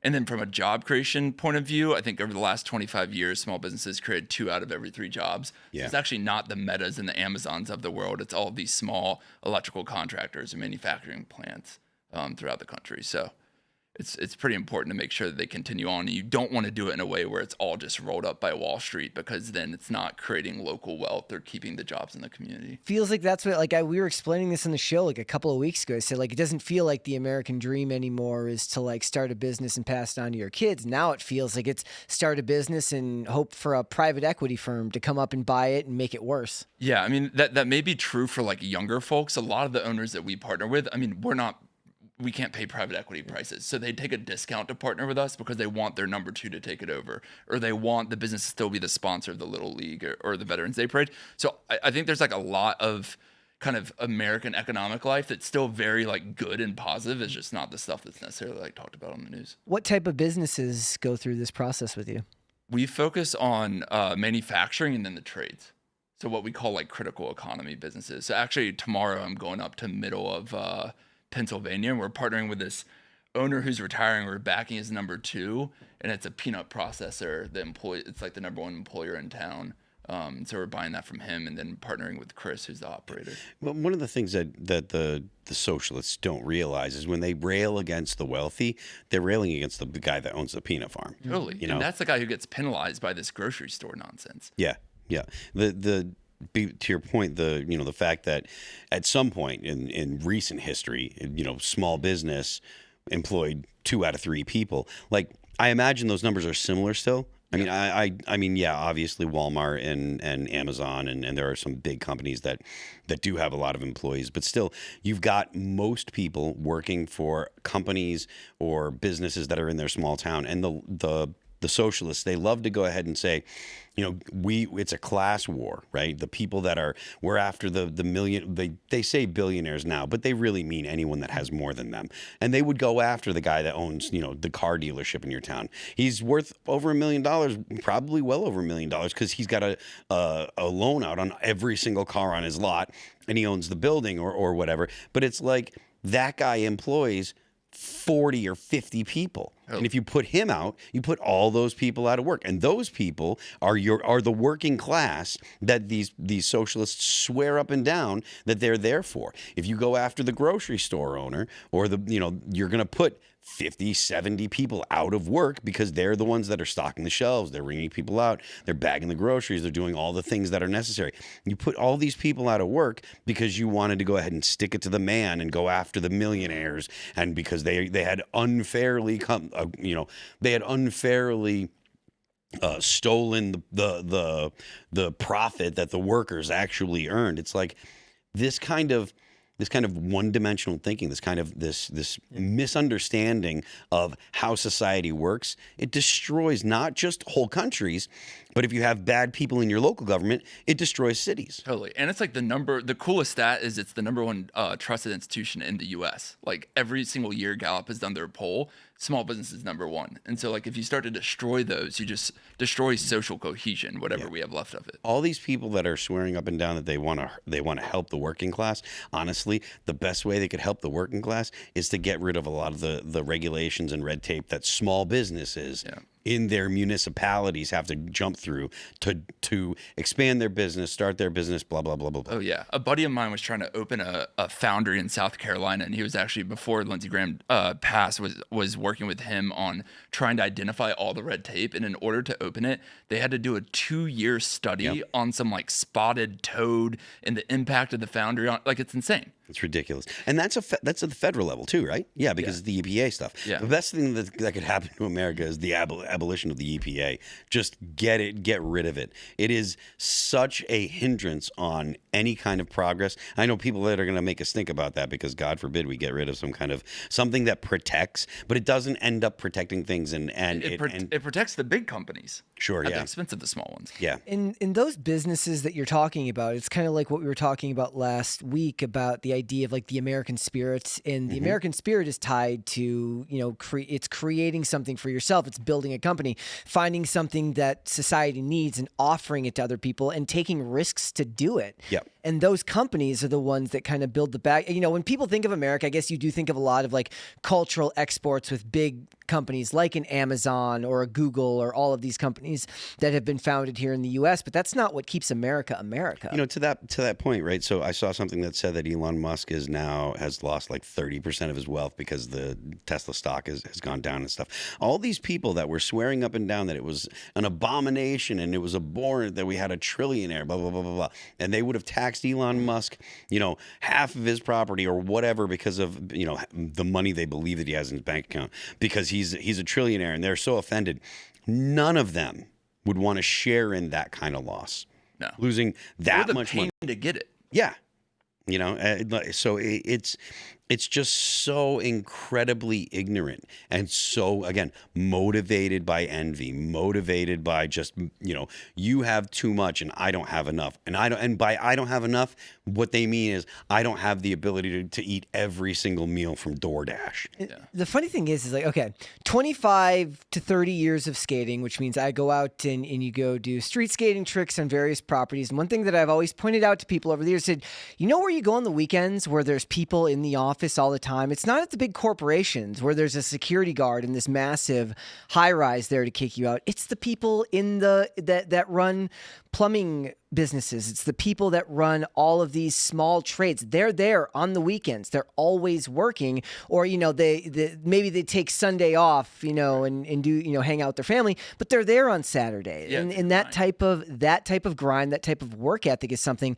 that should be celebrated. Totally, and I think 2/3 of the founding fathers came over to create small businesses, and they own small businesses. Either they themselves created it, or like John Adams, like it gets passed on. So it's in the country's DNA. And I think attacking them, and not even deliberately attacking them, but doing stuff that ultimately hurts them is really foolish. You mentioned in the country's DNA, and that's a big part of the reason why I'm so against all this mass immigration, because the people make the country, right? Yeah. The population that you have, they make your country what it is. And if you have people that are industrious and looking to and have a can-do attitude, and this is something we talked about a little bit lately, the people that come to America historically up until about 1965 or so, they were people that believed that they were happening to the world. Yeah. Right? They were going to go and do something, and they were going to make their lives. Then the people that have come since the 60s and stuff, it's been fewer and fewer and fewer of those people, and more people that are looking for the United States to do something for them. And if you come to the United States thinking, United States, I want you to help me, I want you to give me a handout, to provide for me, you're going to end up changing the population, and you're going to make the United States a less functional society and less prosperous society. Let's jump to the story from the Wall Street Journal. It's World War III, boys.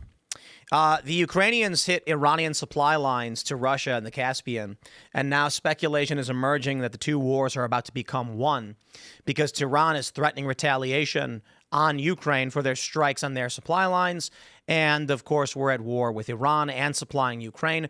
So this is where I guess we get World War III?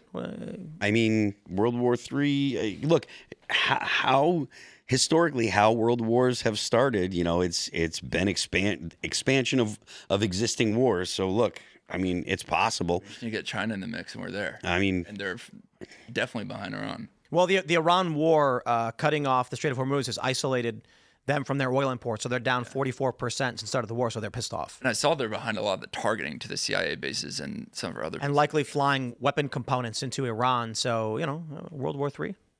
Yeah. Great news. I mean, how old are you? I'm 31. None of us are in line for draft, so what do I care? It's Gen Z. Out the door, boys. Pack it up, pack it in. If it only if it happened, only if it's over fairly quickly. I got a boy that I don't want being drafted. But it's funny because a bunch of people are asking why Laura Loomer has all of a sudden flipped on Ukraine and why she's so supportive of Zelensky, who, by the way, Zelensky is in D.C. right now. So he's just on a street. And but people are like, what happened that Laura Loomer was calling Zelensky a Nazi? And then all of a sudden she's just like, I was wrong and I'm behind Ukraine at this point. I think the issue is as these wars merge, Trump is going to be between a rock and a hard place. He's going to be forced to support Ukraine because Ukraine is now fighting Iran, who is supplying Russia, who is fighting Ukraine, and the U.S. is going to be involved in a major conflict. And if you're behind Trump, you are going to have to get behind everything involved in this war. Ugh. Wait, so does that mean I have to put a Ukraine flag in my bio? Well, you know, it's really funny because in 2024, I posted, let me pull up this tweet actually from 2024. I posted my unwavering support for Ukraine in 2024. Nobody cared. I didn't get any, let me see what did I post? It's here somewhere. I said, upon reflection, I now understand that Ukraine is our greatest ally. As the breadbasket of Europe and peace-loving people, we cannot allow the fascist Russians to continue their crimes against humanity. We must redouble our efforts and provide an additional $200 billion at once. The point was they're about to vote on this $200 billion pay package. And so I posted that, and they were all like, F you, Tim Pool. So then this weekend I posted, Ukraine has been fighting for their very existence against an evil dictator. I see now the importance of the Ukrainian victory against Russia. I hope Trump and the people of the United States will lend their support. And all of a sudden, a wave of the corporate press was like, Tim Pool flips, now supports Ukraine. And I was like, well, technically I flipped in 2024. Yeah, so you didn't even flip. That's so I'm on both sides of the issue. Can't be but right. I will just say, at this point, with like the Ukraine conflict has not been a big component of American politics in a couple of years. I'm fairly ambivalent. I know that if we get involved in, if this does bubble up, the only thing you can really do is hope that, is advocate for resolution, but stand with the United States despite not liking how it's playing out. But it is funny how, what I really think is the media latched onto this narrative, not because they genuinely believe, these journalists genuinely, they don't think that I actually flip-flop. They know that I troll post all the time, but they want it to be true. They want to be able to go and say, see, even MAGA now is supporting Ukraine because it looks like the war is about to get crazy. I get many messages from people who don't know that you post as such. Like does Tim really support Ukraine now? Yeah. I mean, I can't remember the most recent one, but yeah, something as similar. And usually I don't even see the post, so I'm like, he's probably joking, and then I don't really look any further. I posted also like a day later because I saw the reaction. I'm getting notifications being like ABC News wrote it up and like Axios. So I then tweeted, Ukraine and Israel have done nothing wrong and we must lend our complete and total support. I'm like, look, the point is this, guys, journalists don't actually do any work. I mean, some do, but these people writing this either are intentionally lying or they don't actually do any research. Not a single one of them called me and asked me for comment. They just write what they want the narrative to be. Yeah. And if what I write fits their narrative, they'll roll with it. So again, in 2024, when I said, I see now I was wrong, they ignore it because they don't want that narrative. It's an election year. They want to say Tim Pool is Russian. Then when it's not a presidential election year, and the war is ramping up, and I tweet basically the same thing, they go, see, even Tim Pool now supports Ukraine. It also doesn't matter because they could just post the same headline and then in the article in the last paragraph say, it's likely that he was being sarcastic as he often does this on the internet, but then nobody reads that far in the article anyways. No, it's headlines, just headlines. What if this goes World War III and it's looking like the wars are going to... I mean, the Wall Street Journal is reporting that they've converged, right? That Ukraine is hitting the Iranians. So what? Trump's going to have no choice. Congress is going to double down. They're going to say, oh, well, we have to support Ukraine now. Trump's going to say, well, look, the Iranians, they're backing Russia, and here we go, baby. Hope not. Where did Ukraine hit them? Caspian, the Caspian Sea. Oh, wow. Yeah, Iran was supplying the drones that Russia's been using to kamikaze into Ukraine. But now Iran, of course, is in trouble. And I wonder if that's a component of this war, like the reason why, one of the reasons Trump goes after Iran could be because they're supplying weapons to Russia and China. He just really, really likes Ukraine and had to find a roundabout way to support them. Yeah. I don't think he had to find a roundabout way. He's literally supporting them. Yeah. No, I'm saying that like it just he couldn't do it beforehand earlier in the term, right? Because it wasn't relevant in 2025. He'd also railed Their against it. long-range strikes against Russia are pretty impressive. What they've been able to turn around. Yeah, they're hitting. Well, I mean, look at this. I mean, the Caspian is not close to Ukraine. Oh, It's yeah. just wild. Basically, you might as well Did they say, cross over Russia to then hit them in the Caspian? let's just be real. When we say Ukraine, we mean America. It's the United States. You get a guy with Ukrainian accent to push the button, it's still the Americans that are doing it. You know? It's like a Scooby-Doo thing. Let's just see who you really are, mister. I mean, look. To be honest with you, like it's not really a surprise that Ukraine's going to do things to try to prevent weapons from getting there, and this is exactly how his past wars have escalated. The World War I, I believe it was the Germans started attacking U.S. vessels that were going to the UK. And in World War II, like the justification for the attack on Pearl Harbor was the embargo, and these things tend to spiral out of control. Even like Franz Ferdinand. It was just like kind of a random And conflict. nobody knew who Franz Ferdinand was. No one cared. But, as soon as he got killed, everybody starts picking sides. I mean, it's going to be, it will obviously be that the Europeans will side with Ukraine.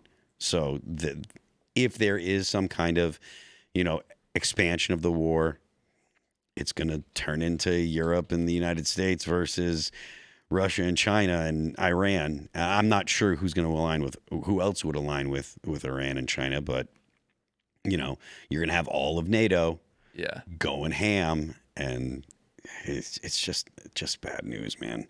Just bad news. These kind of like I said, these things they spiral out of control. So what? I don't know how you actually get out of it, though. Yeah. I mean, I just figure I don't see this wrapping up anytime soon. With Trump saying like, oh, we've got a new peace deal and all this stuff. It's a yo-yo, and now with strikes in the Caspian, I don't see a path towards de-escalation. Mm-hmm. I mean, this is as bad as it could get. The only thing that I see is likely at this point is that China gets involved. China's cut off from about half of their oil. They're not going to sit back and do nothing. Yeah. And as this conflict grows, this just means China can now count. They can count how many eggs they got left. Guys, the Hormuz is not reopening after this. You're not getting your oil back. So what is China going to do? I don't think China's going to overtly go kinetic. And they cease to exist. Do you think they go after Taiwan? No. If China does not get their oil back, they cease to exist. Well, Russia's constrained. They're at war. Their supply lines are getting hit. They're already shifting into a wartime economy. They've already shifted into a wartime economy. So China needs to get oil from Russia, but now they're struggling there. I mean, I got to be honest. It looks like pulling Russia, the conflict with Russia, is beneficial to the U.S. in that it forces Russia to divert its energy, so China gets cut off, and then the closing of the Strait of Hormuz has cut off China from its oil. China's been isolated. They have no choice. They can cease to exist or they can go to war. I don't mean literally cease to exist. I'm going to say their economy is going to go down. It's going to get bad. Their standard of living is going to decline, or they can fight. Well, China has the ability because they've got such a significant control in their population. They can absorb that kind of stuff in a way that the United States can't. They can just say, "This is the way it is." Sorry, people don't have the ability to. They might demonstrate. They might actually start rising up and stuff. But you're going to see, China will put the kibosh on that stuff real quick. They're not going to allow people to be out in the streets. They have shown that they have no compunction with welding people into their homes. And so even if China does start to see some kind of civil unrest, if they have to turn, ration power or whatever, that's an option for them. That's not an option in Western countries. Ration power? Yeah, because they energy. Yeah. But what about the LEDs and all the buildings? Everybody tells me that's why China's the greatest place on earth. LEDs, all the buildings have big purple LEDs. LEDs don't use a lot of electricity. They can keep those lights on. Okay. They're very low impact. The longer this goes on with the Strait, they're building pipelines right now to bypass it, which then ultimately just shoots Iran in the foot because they no longer have a negotiating power. Yeah, I mean, Iran is not in a good position. Like, no matter, people are saying, oh, you know, there are people out there that are critical of the United States saying, oh, Iran won, and it's like, look, man, Iran is not doing better today than they were 6 months ago. Like, that is just flat out, they're not. And they've just started getting the ball rolling to them ultimately not having relevance if people don't actually have to go through the strait. Well, the argument they're making when they say Iran won, it's not so much that Iran is in a better position. I imagine it's like what it's done to Trump's approval rating and how people reacted to the conflict is probably what they mean by that. Maybe some of them, but there are a lot of people that are just like, oh, all Iran has to do is survive and they win. And so they're essentially making the argument that because the Iranian regime, the IRGC, they're still in a position of authority, ostensibly. Some of them, at least, are in a position of power in Iran. They're saying that you know, the U.S. lost, but it's not over. First of all, the U.S.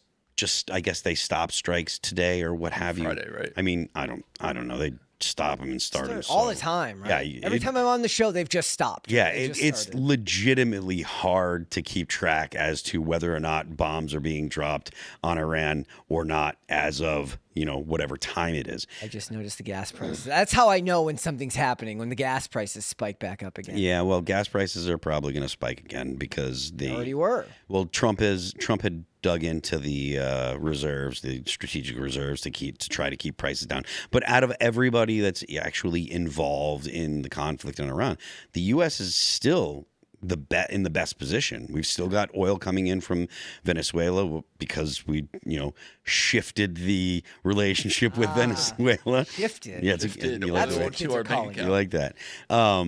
But you know, because we changed the politics in the Western Hemisphere. Yeah. So the U.S. is in a much better position than Iran is. Iran, their currency lost something like, you know, half of its value or more since the war started. They're continuously losing people in high positions in their government. You know, just because they can harass ships that go through the Strait of Hormuz doesn't mean that, you know, Iran's in some great position and able to project power at all. Clearly, the Ukrainians aren't allowing it. You know, they're not able to supply their partners in the region, if you consider, you know, Russia in the region. China can't buy their oil in the same quantities that they were. So it's not like Iran is doing well. Whether or not this actually does expand into something more, we'll see. You know, I don't know. But again, history being any kind of teacher, you know, this is how things, you know, spiral out of control. I think that's what they told the Delta Force operators when they sent them from Maduro. We're just going to shift things a little bit. Let's go shift stuff. They just said, "Do you guys want to go?" And they're like, "Hell yeah, we want to go." Yeah. All that support, and we get to run in there and kick in the door. You know, we want to go. I mean, all those dudes are like, "I want to be on a history-making mission," and that is one of the more baller things that the U.S. military has done. Yeah. Fly into a country, turn the capital off, and just snatch the flawlessly. Yeah, snatch the president and say, "You're coming with us." I think all this has to do with China, and if it was really about Iran, we would have just taken out their infrastructure and it'd be done. I mean, this is like a month. You go in, you target critical infrastructure, the country is just gone. But I think Trump's been yo-yoing back and forth because it keeps the Gulf nations from exporting oil, and it puts a block on this while Trump is acting like he's not the aggressor against the Gulf states. So if the war with Iran resolves, China gets their oil back. Trump needs to hobble this and make sure we're constantly at war with Iran so that the Gulf remains closed. So to what end? Like, how long can that go on for? Forever. We're ramping up oil production in the Gulf of America, and we're selling more oil that way. So the U.S. has become a net oil exporter. Then you cut off China, choke them out. Now Ukraine's targeting Iranian shipments to Russia and the Caspian. Sounds like U.S. told them to do it. I don't think Ukraine does anything on their own. So here we go, boys. If China does not strike back, then we just win. I mean, sure, great. Well, I don't know that that Ukraine doesn't do anything on their own, but they definitely would have been, you know, helped by the U.S. trying to target those ships. You know, I'm not sure that Ukraine has the capability to do those kind of strikes from Ukraine. What's this? Singapore? I'm just looking at the South Pacific. South China Sea. Yeah, the immaterial to the conversation. One of the things about the South China Sea is China's been building up, essentially islands for their own use.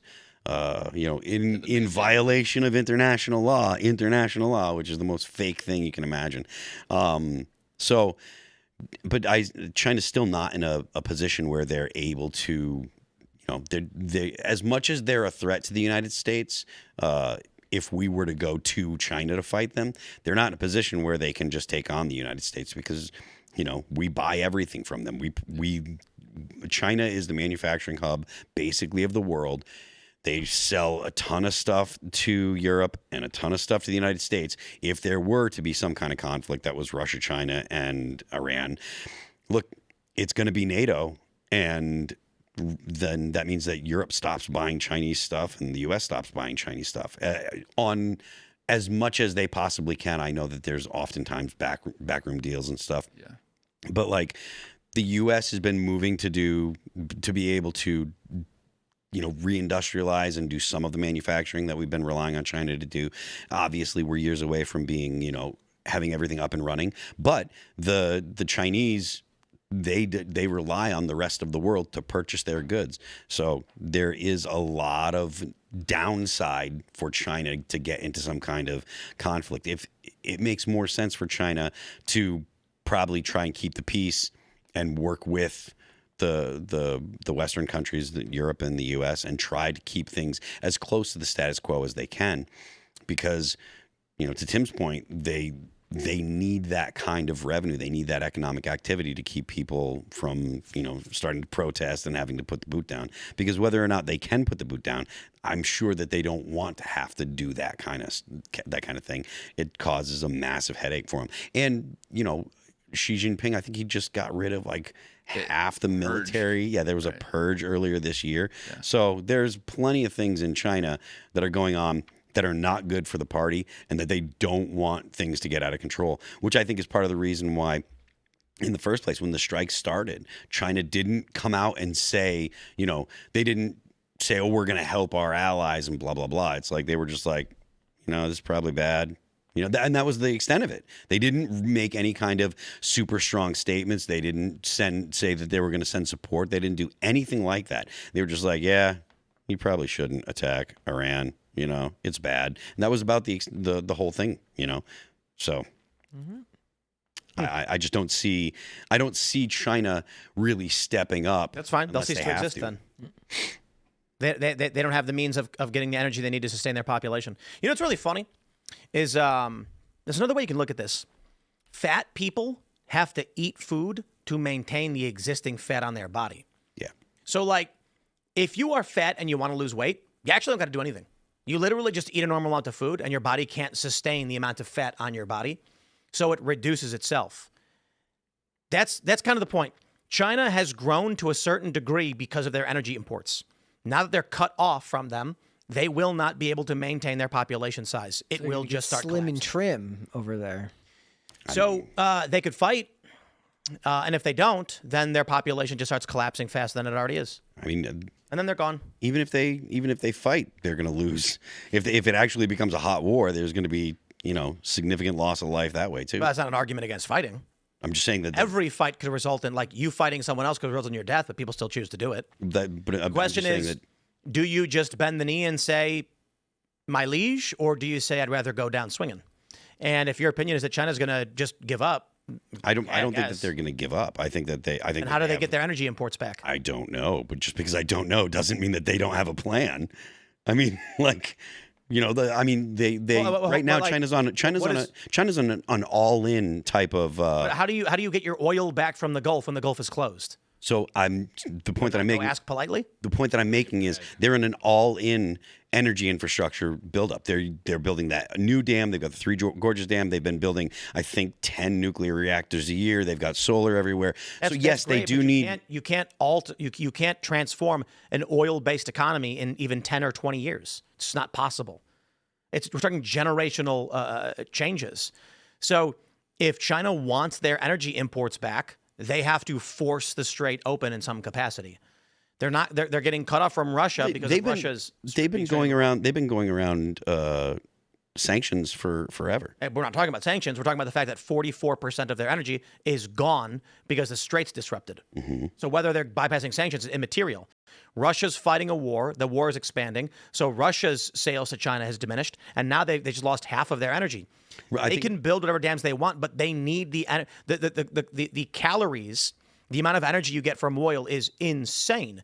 Nuclear energy is a lot better, but you still need an initial energy source to manufacture those plants. So again, China's choices are to fight to survive, or they're going to just have a massive depression. They're not going to be able to maintain an oil-based economy. They're already struggling. They're tapping into their strategic reserves, which they had built up just before this war, which is now largely depleted. And now they're deploying electric taxis because they can't, because they don't have the oil for the gas for cars. China's reserves in December were 1.4 billion barrels. And then the war started, and they got cut off from half their energy, and they've been tapping into it, and they've been shifting off of gas vehicles for public works because they're hurting. And so whatever the amount that they're burning down now is, they're burning down, and they've lost half their oil.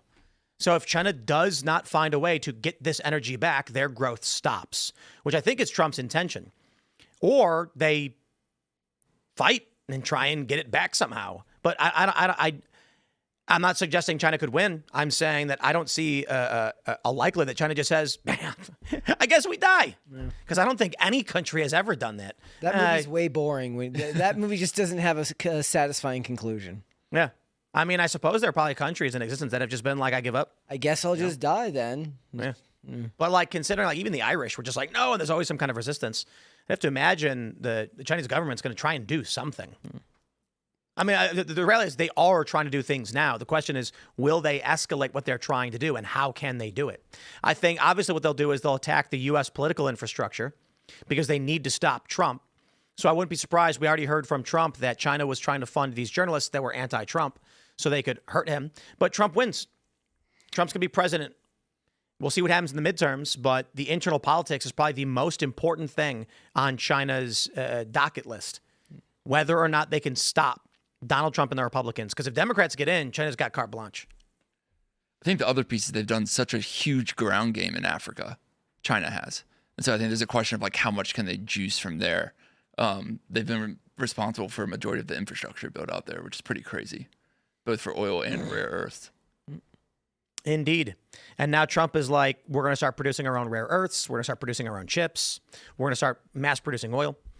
But we are going to go to your Rumble rants and Super Chats, so smash the like button. Share the show with everyone you've ever met in your life. We got the uncensored portion coming up at 10 p.m. You don't want to miss it on Rumble. But for now, let's read what you guys got to say. Phalanx says, if Trump were 10% of the fascists the leftards think he is, he would check those loan details to see if they valued the building above what the IRS says the building is worth. That's a good idea, and he should do that. Filthy Peas, is that what it says? Love your work, Tim. Thank you. I do think the last time you made a mistake. The study about increased housing costs said that 30% of growth was due to illegal migration rather than 30% overall. Agree to disagree. It was talking about the growth of prices. Like that unless you mean like it's not a direct correlation to pricing, just a strain. Is that the point? I don't know. It was talking about price increases. And I don't know what you mean by the growth or overall. You're saying like there are more houses being produced, or you're saying the overall cost has gone up, because the costs have gone up. And the general reporting we saw outside of just the actual article, which used like, acronyms, generally reported was that the price increases was the result of mass migration. Costa says, joining the club in the delivery room, waiting for my wife to give birth to our first. Congratulations. Metho says, we also don't build desalination plants because of the energy requirements. The energy it takes to make that much steam is insane. The way the desalination plant in Carlsbad works is that they have a big warehouse building with PVC pipes.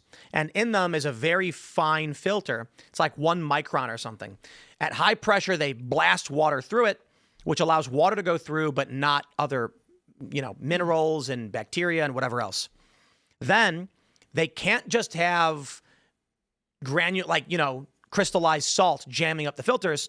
So what they do is it's not that they're extracting all the salt from the water. It's that they're splitting the water from small amounts of fresh water and large amounts of brine. They then pump that warm brine back into the ocean, which does not immediately mix with the water. It sticks to the bottom because it's heavier, sinks down, and blankets the seabed. That kills all of the lowest forms of life, and then that creates a ripple effect where up the chain, the fish that feed on the plankton, that feed on the bottom feeders, whatever, they all die, and then everything above dies, and you get dead zones. So they don't build these en masse because they're destructive, expensive, inefficient. But you know what? No one ever accused these people, these comedians, of being smart. All right, what do we got here? El Jefe Lopez says, pure bloods, check in. Guido says, Tim, you do know some people are on GLP-1s for diabetes, right? And it works great for type 2. Indeed. That was the initial intention of Ozempic. It was about diabetes. And then they found that people got sick and didn't want to eat food and were like, what happens? Like you vomit? Is that what it is? All sorts of side effects. And yeah, it started. Blindness is one.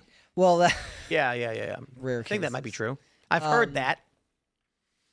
But yeah, they were like, hey, wait a minute. This makes me feel sick and I don't want to eat. And they were like, you could lose weight by doing this. Then the people who needed it, the people with diabetes that need it, weren't able to find it for a while because they weren't producing enough because they were prescribing so much for it off label.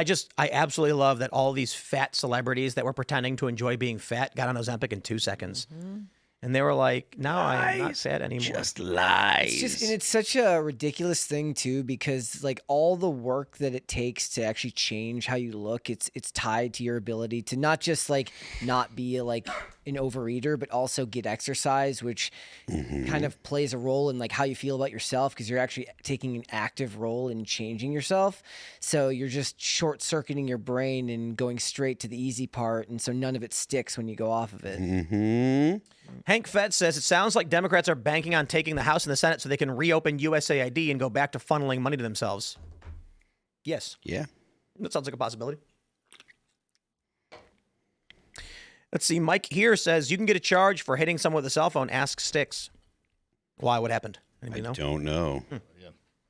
He hit someone with a cell phone, huh? Maybe. Britt Griffith, Mower Racing, says they are getting a loan to float past the midterms because they think they're going to win and they can restart USAID. There you go. Well, they got money coming from somewhere because that's the only way to explain the Odyssey. What was that? You didn't hear all the conspiracy theories? Is USAID's last? People were donation? posting all over on Reddit that they were going to the theaters to see the Odyssey, but the theaters were half empty, despite the fact that they were full and their seats were unavailable. So people would post like, "Oh, I decided to pick up some tickets for me and my kid, but the theater was full, so I got nosebleed. I got like really bad seats, but when I showed up, nobody was there, so I ended up just sitting in good seats."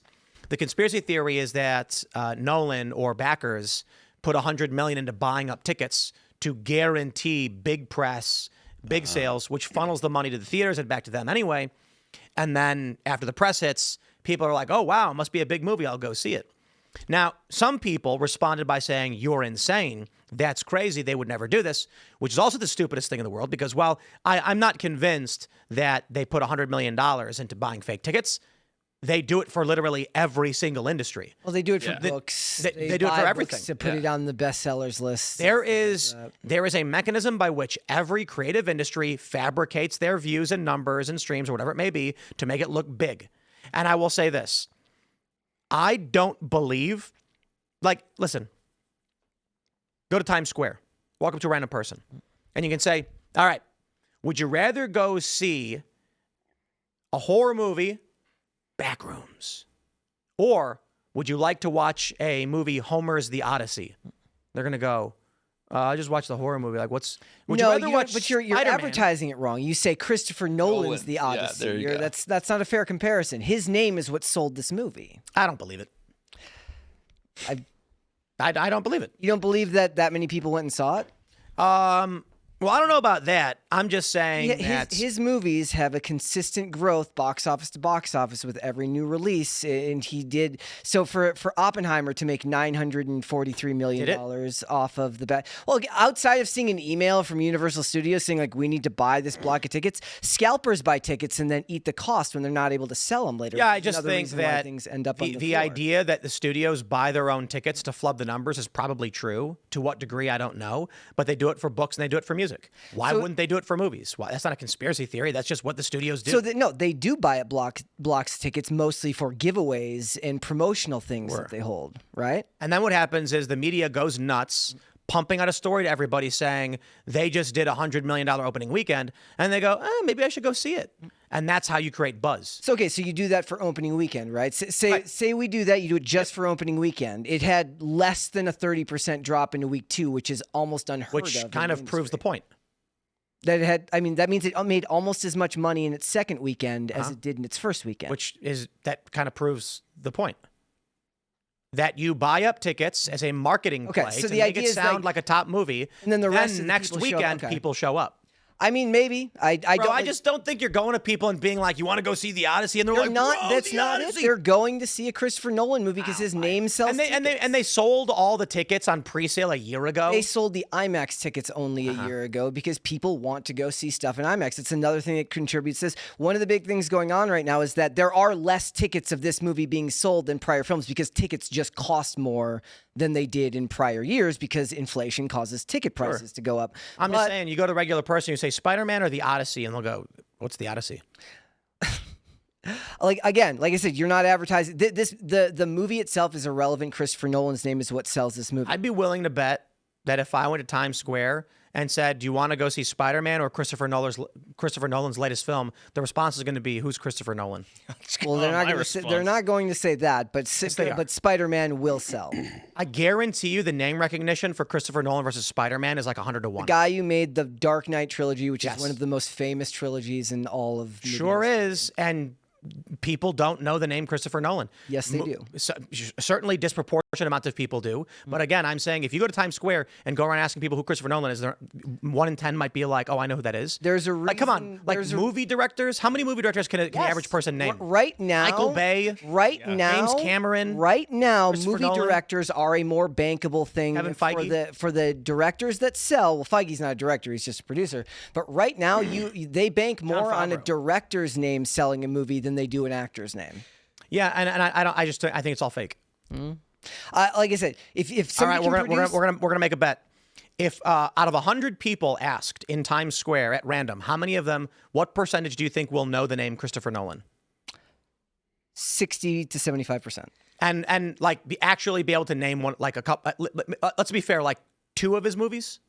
Yeah. Is that fair? Yeah, because is 3 fair? Or is 3 too much? You could name all 3 Batman movies and be done with it. So 3. I don't know that people are going to know. You are dramatically overestimating the average person. I think people who are into movies will probably know this, but I'd be willing to bet even if you did it. You know, you ever see those?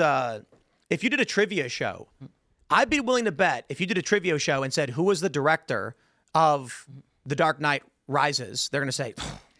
I still don't think this undersells, like, his movie making the money that this isn't like the biggest box office of all time. I don't think the numbers that this movie accomplished lend itself to the idea that they had to create a conspiracy around it to sell it. It's not a conspiracy. They're saying, okay, this they had to use underhanded tactics. Is it underhanded? Every industry does it. Every single industry does it. Argument. The point is, it's not semantics. It's a semantic argument because the conversation here is about whether this movie organically made the money that it. So is it marketing or is it people organically showing up to see Homer's The Odyssey by Christopher Nolan? Rephrase the question.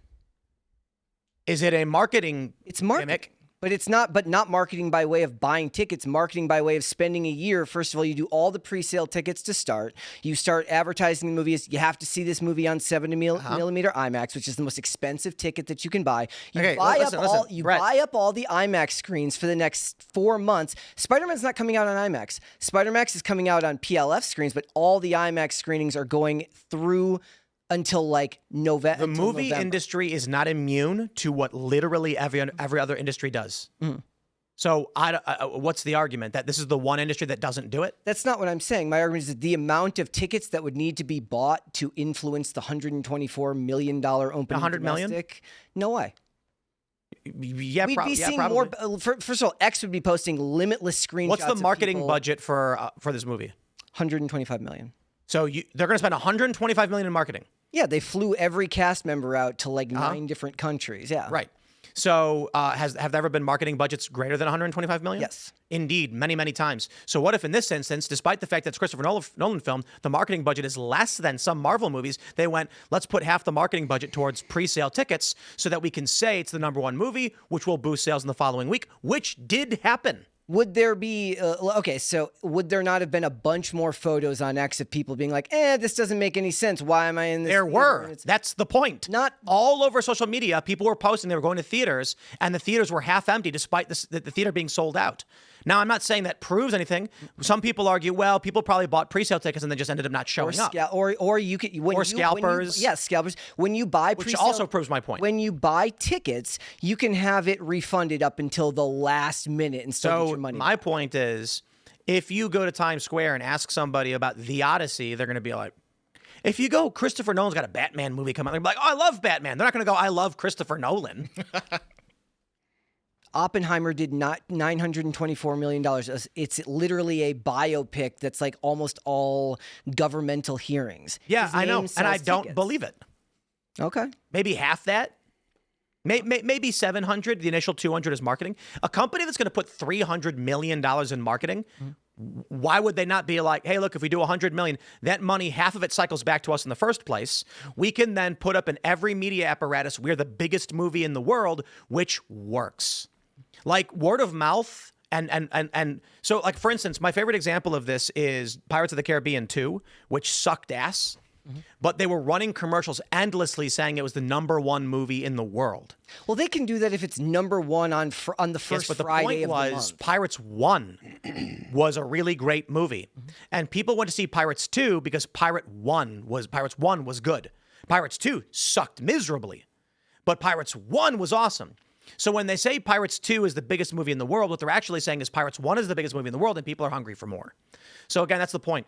When you are able to put in media, it's hit 100 million, it's a massive weekend, it's $1 billion movie, it's the biggest movie, you got to go see it. People hear this. The media starts playing the story over and over and over again. It's worth more in marketing to buy 100 million tickets than it is to buy 100 million in TV commercials. That is a lot of seats. And there was not yes, there was a lot of pictures. How many pictures did you see on X of empty screenings? Was it $100 million worth of 15 pictures? So theoretically, and there were like 30 posts on Reddit being like, yo, I went to a theater and it was half empty. There was a couple posts where they're like, I work at a theater.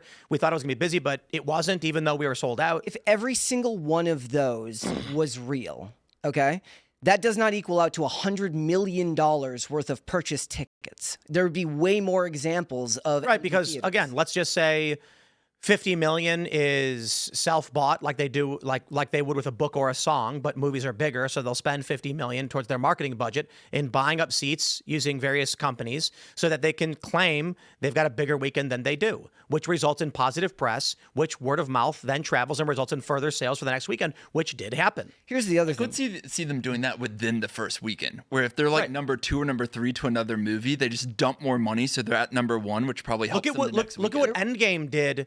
Because they lost to Avatar, they added unfinished, unrendered CGI and did a bonus re-release just so that they could sell enough tickets to claim they beat Avatar in the box office. Wow. There's also it's all fake. There was no reason to do that because there was no other movies opening this weekend that mattered. Like if it was like, for instance, Doomsday comes out the same day as Dune. Okay, that's crazy. There might be reasons for some chicanery right there. They're gonna move that. There's no way they pull that off. Yeah. Who do you think is going to move? I don't see why Doomsday would keep that date. Why don't they just move it forward a week? I mean, if I'm Dune, I'm the one that's moving. Like, I want to be Dune before. opened to under 100 million, and then did 715 million worldwide first for Dune Part 2. Like, if I'm one of them, Dune's the one that's blinking. We got to go to the uncensored portion of the show, so smash the like button, share the show with everyone you've ever met. You can follow me on X and Instagram at Timcast. Sir, do you want to shout anything out? Thank y'all for having me. If you know of a small business owner who is retiring, we would love to partner with them. help preserve the American dream in your town, reach out at AmericanOperator.com. Follow me on X at BuySellSMB. Guys, if you want to follow me, I am on Instagram and on X at Brett Dastovic on both those platforms. Check out PCC. We are live normally Monday through Friday, 3 p.m. Eastern Standard Time, which is, of course, noon Pacific. There will be no show tomorrow. We will be back to our regularly scheduled program on Wednesday. Hope to see you there, guys. Thanks for having me. I am Phil That Remains on Twix. I'm Phil That Remains Official on Instagram, or no, actually, man, that's the old one. I'm Phil That Remains on Twix. You can check out my Patreon. It's at Phil That Remains. You can check out the band All That Remains at Apple Music, Amazon Music, Pandora, YouTube, Spotify, and Deezer. Don't forget the left lane is for crime. Carter Banks, you can find me at Carter Banks, everywhere at Carter Banks Official, everywhere else. Just want to say thank you to everyone who came out to the Discord event on Friday. Met a lot of you, and it was a great time. Follow Trash House Records at Trash House Records on YouTube, and let's get into the after show. We'll see you all over at rumble.com/TimcastIRL right now. Thanks for hanging out.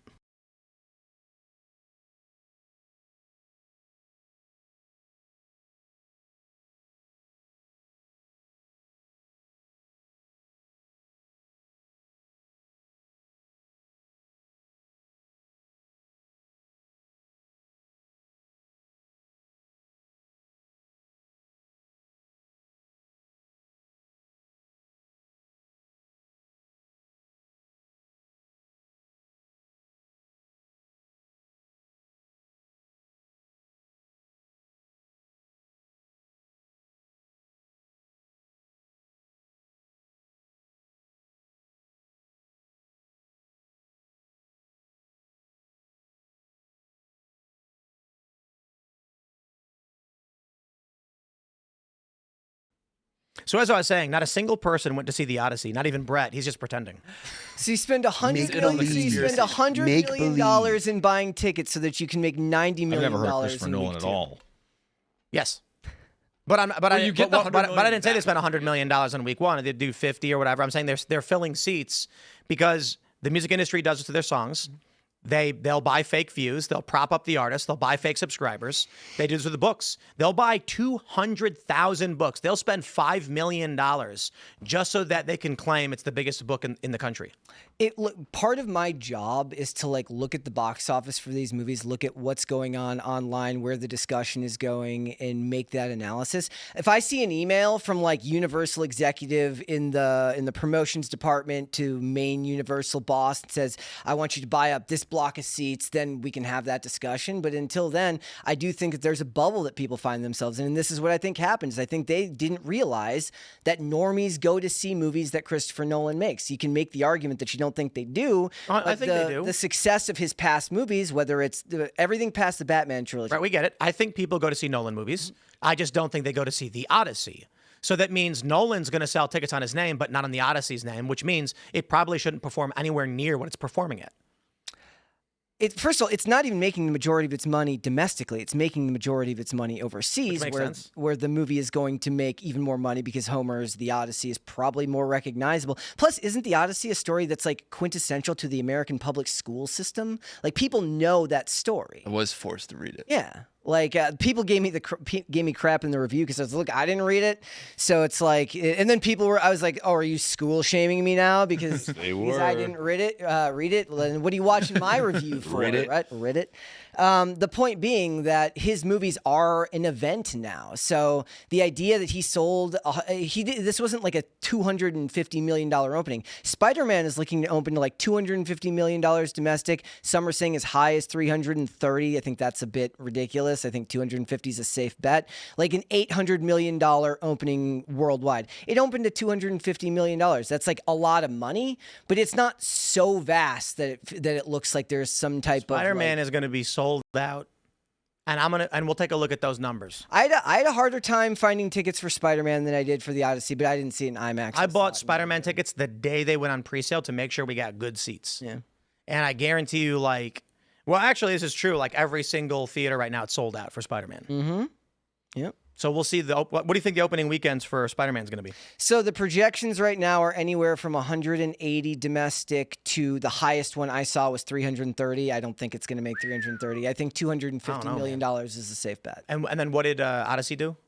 It did 124 domestic, 250 worldwide. So Spider-Man is looking to make as much money in its opening weekend domestically as the Odyssey made worldwide. So Spider-Man's going to do what, like 600 million? Some are saying as much as 8 in just the opening weekend. I don't know How if much it's does going Tom Holland get? It's I don't know what his deal is on the film. I don't know how much money He got substantially less than Tobey Maguire got. Isn't that crazy? Mm-hmm. Tobey Maguire got paid insane amounts for the first Spider-Man. You didn't want the first one? The first one was 2001 or whatever. Really? 02?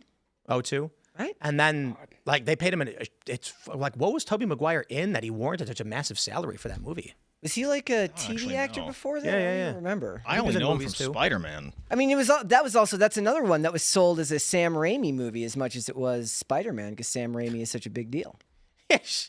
Yeah, but not like, Nolan or... And Spider-Man is the most bankable superhero in the world. Like the best way you can talk about it is like to this day, like if you were a kid, you might have had Spider-Man pajamas. Your kids could still want to have Spider-Man pajamas in current year, which proves the staying power of the character. And Marvel offered Sony all of their backlog, all characters, and Sony was like, no one likes any of these things. They want Spider-Man, so that's all we'll buy. And then they got a cheaper deal for Spider-Man, and then Marvel went with Iron Man, and Iron Man was way better. Marvel is getting more of the box office for this one than they have the previous deal. They renegotiated their contract with Sony. But Well, Sony's going to give it up, I heard.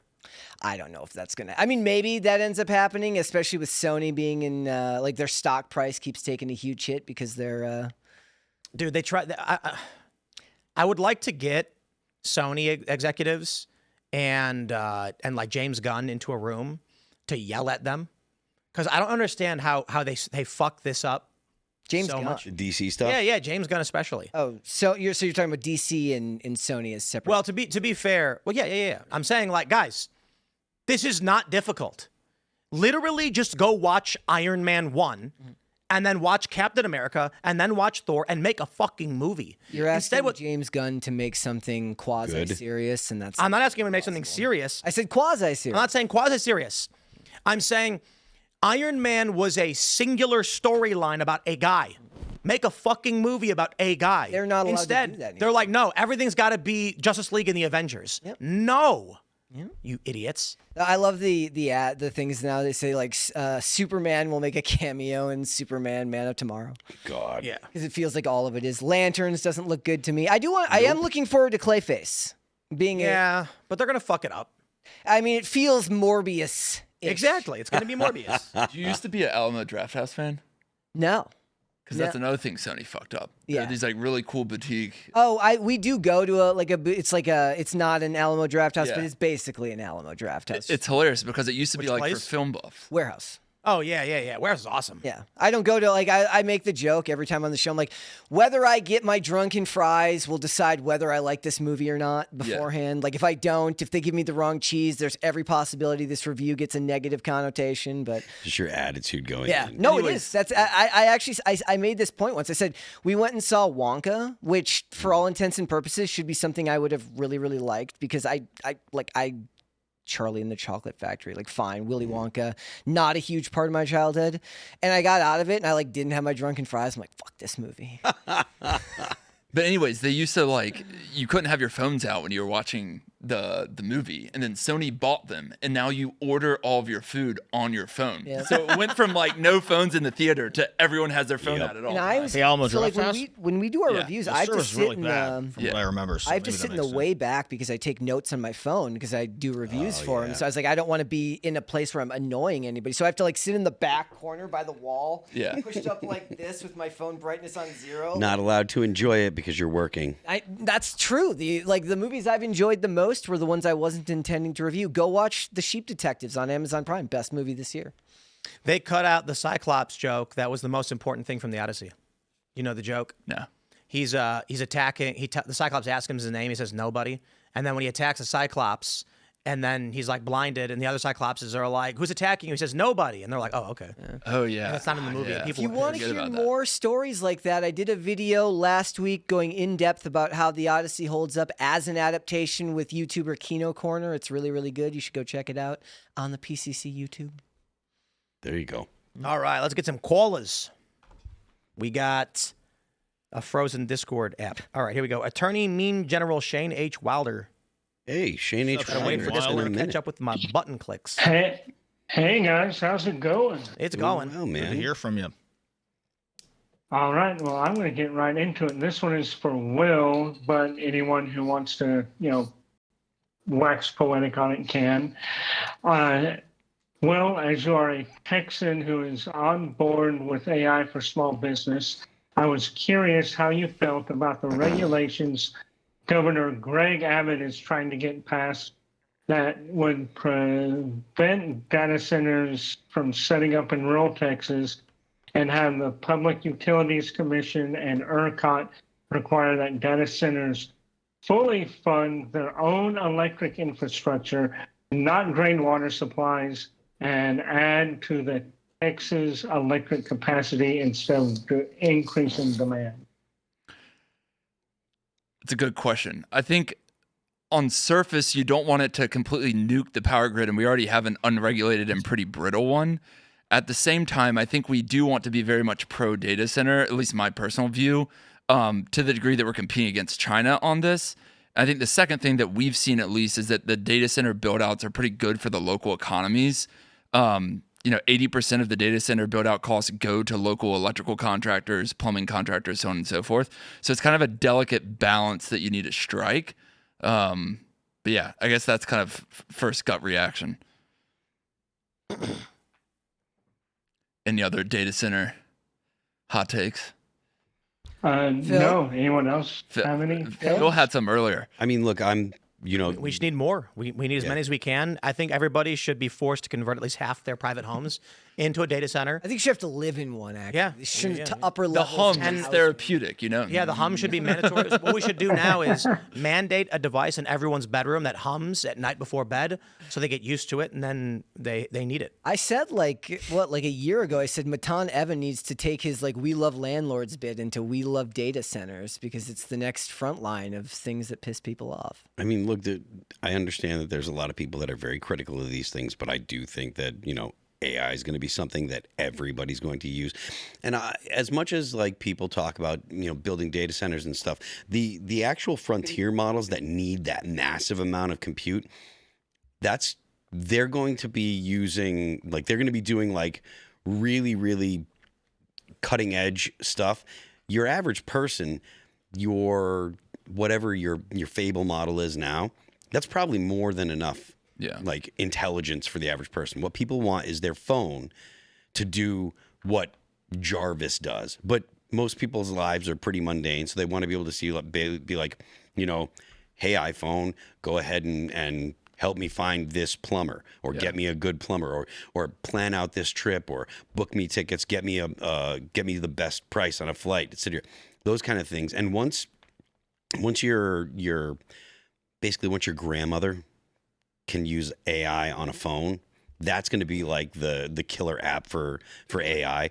And then, like I said, the big things like physics and medicine and stuff, data centers will be needed for that.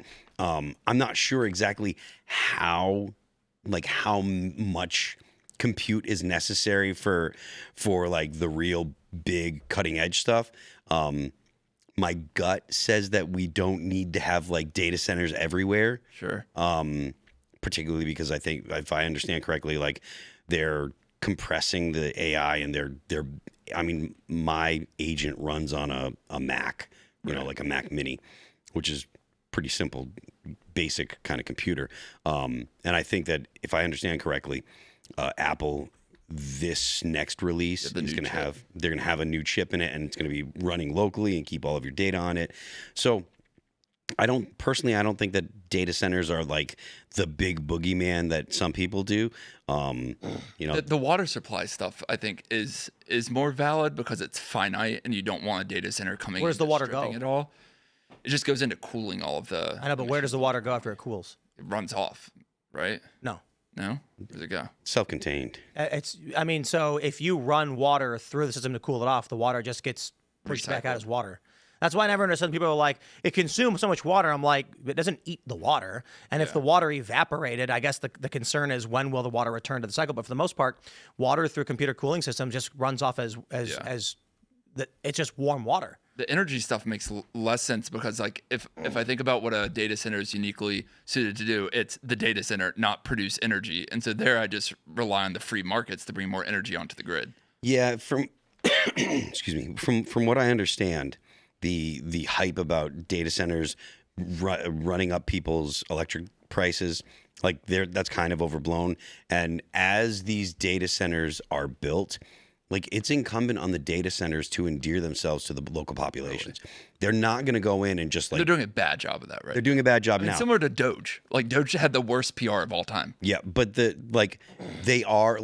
people that own these data centers and stuff, they're learning slowly, but they're learning. And they're they're smart people that are running these places that own these things. So they're going to figure out, we have to figure out some way to make sure that we don't have people picketing constantly and going to their zoning boards to try and get things changed and preventing us from opening them.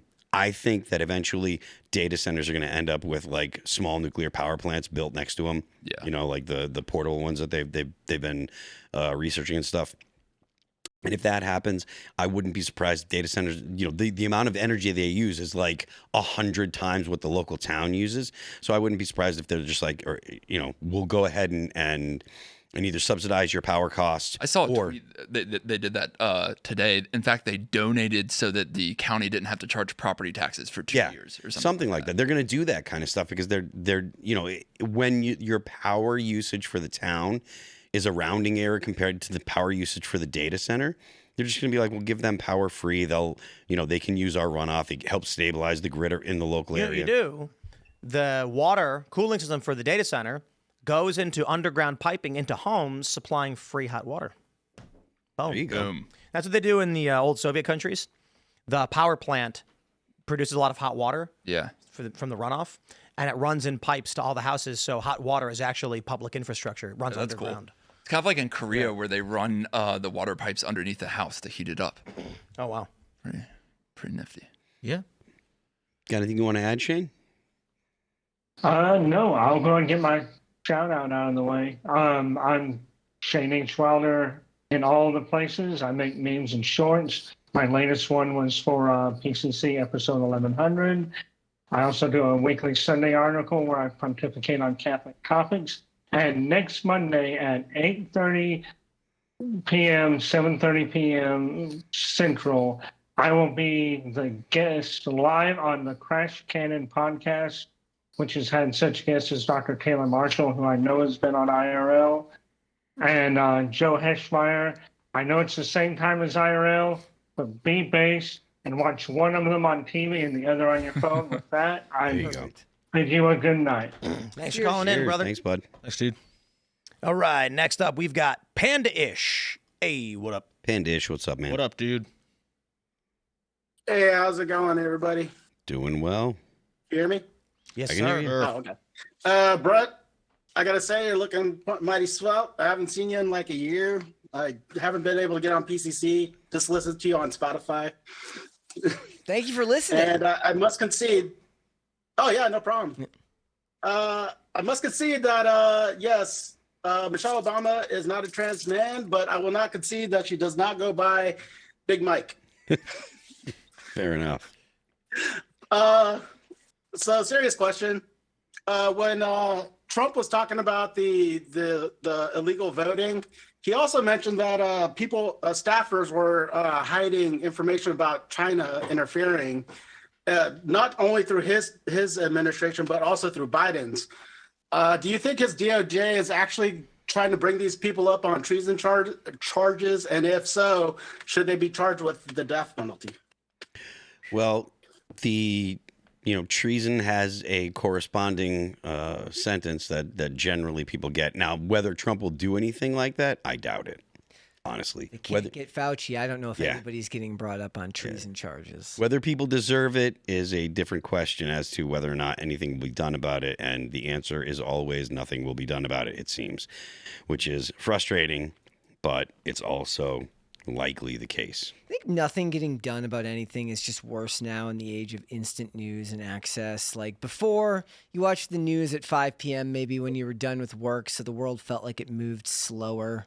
Now it's like you're looking at the news all the time, so the injustice of nothing getting done is kind of omnipresent in your day. And then if something does get done, it's so long after the fact that you're just like you stop being angry about it, like you're enraged for a day or two, and then there's a new thing to be enraged about. So when there's some kind of resolution where someone actually would be charged, would get some kind of penalty, you're just like, oh, all right, that happened. And the other question is like, how much is the rapid news preventing things from getting done because the people who are supposed to do stuff are just spending all their day firefighting news?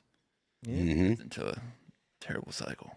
Yeah, I wish that I had a better outlook on it, but I mean, based on what we've seen historically, it doesn't look like anything's going to get done. I think that's the distillation when we make the joke about nothing, not nothing ever happens, but nothing ever changes, is that it's all kind of, it feels, even if it's not manifested, bro. Even if it's not necessarily true, it feels a lot of times like nothing really changes. And right, you got to manifest the Civil War. You're not trying hard enough. Is that what it is? Yeah, you got to manifest it. I don't manifest. Sorry. Well, Yeah. Got anything you want to add? For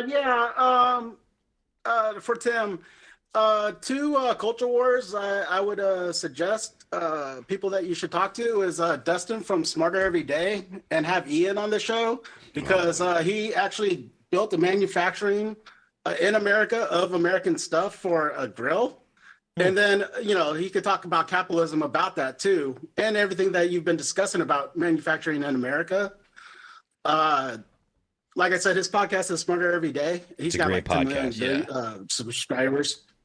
And then another one I would suggest, if you could do a culture war with Nuxanor, Kirsha, Leaflet, and Powder, just so that, you could just do a FaceTime one so that they all could just be their VTuber selves.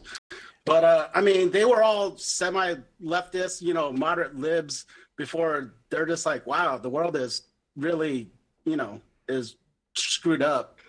But those will be like two great culture warriors. I'm pretty sure you would get a lot of viewers on. The Culture War is our debate show, been... and then the Tim Pool show is now going to be the sit-down interviews, which we just put up our first on Sunday with Lily Tang Williams. And we've got All Sides coming up, Jason Ellis coming up. I think we're going to get Garrett Edelstein, too. So these are all like not politics at all. Yeah. Destin, a funny story about him, when he was making that grill brush, he was trying to make it all with made in America parts. He couldn't find a 1/4-inch steel nut. Oh. So he made his own new company, and his name's Destin, called D's Nuts. And they're made in America steel nuts. We're having trouble with our skateboards because all our factories keep shutting down. We are one of the highest selling skateboard companies in the country, and the American manufacturer all going out of business. So it's like we lost one, switched to another. I think we've lost 3 so far. Where do the majority of the boards get made? China. So we are like, no, we're going to be America only, but now our American manufacturers, 2 of them are shut down. Yeah. And so they're like, go to China, and we're like, sounds like we literally have no choice. Yeah. We don't sell enough skateboards domestically to open a skateboard manufacturer. Yeah. Like, we can't open a warehouse to do skateboard construction. Yeah. And so I guess nobody has the volume to stay in business, except for China. It's the same thing in the blading industry. It's like it all has to come from China. Like, there's some that are done in Italy, but for the most part, it's all China. Yep. Right on, man. You want to shout anything out, or was that it? Just the Discord. Hang out after the show. Right on. Thanks, guys. Thanks for calling in. Cheers, man. Thanks for calling.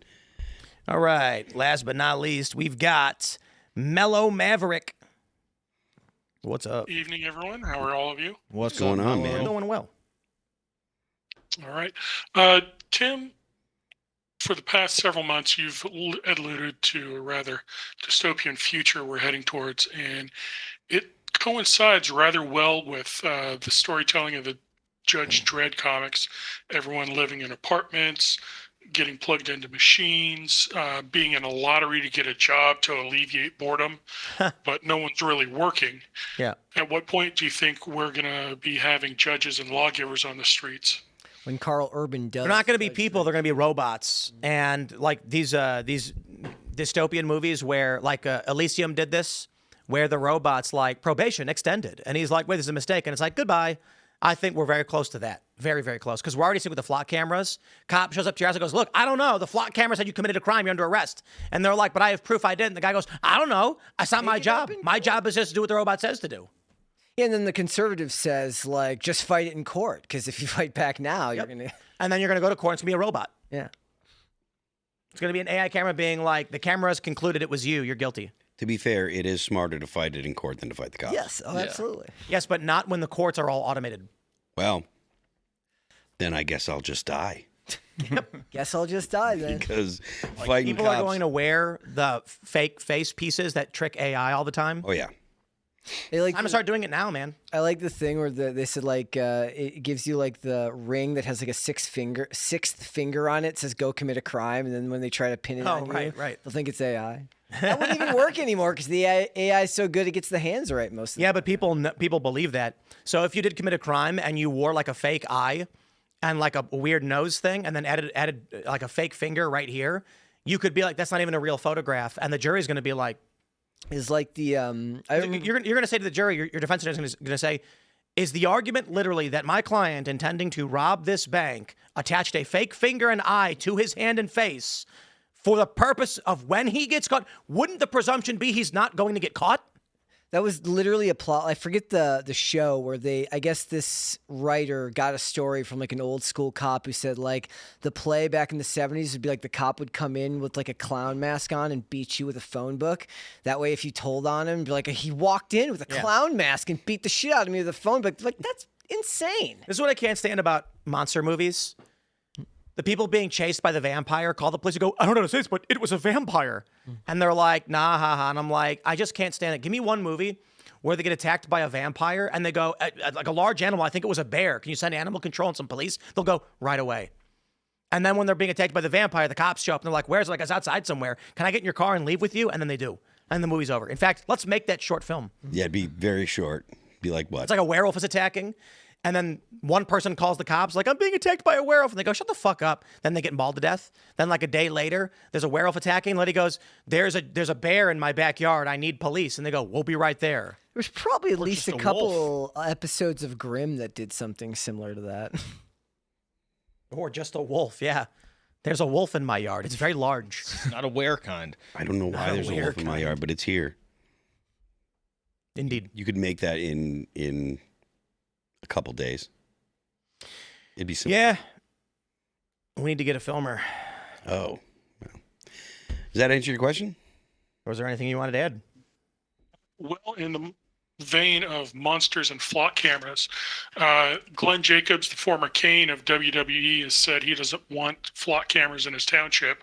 And then in New York, a mayor overrode her city council to keep them in place. Yep. Yeah. I mean, there's a lot of people that don't like them at all, and I don't blame them. The problem isn't so much the cameras, because there's cameras everywhere. It's the software behind it. It's the AI stuff, the fact that they, match your face wherever you're going and stuff. I think that the idea of getting, facial recognition defeating masks, that's probably going to become something that's more popular in the future. But yeah, I mean, municipalities, some will say they don't want it, but if the state itself says, hey, we want these everywhere, then, you're going to have to deal with state legislators. I don't think the federal government is going to do that. But then again, the federal government might say, well, we can put them on the highway system and et cetera. And, so. Got anything you want to shout out? No, thank you very much, gentlemen. Have a good evening. Thanks for calling in. As well, man. Well, this was a pretty quick day. Short one tonight. We're back tomorrow. We got John Root joining us. We got an interesting one throughout the week. Who's John Root? Will, it's been great to have you. Thanks for having me, Tim. Absolutely. For everybody else, we're back tomorrow. Thank you all so much for hanging out. We'll see you in the morning.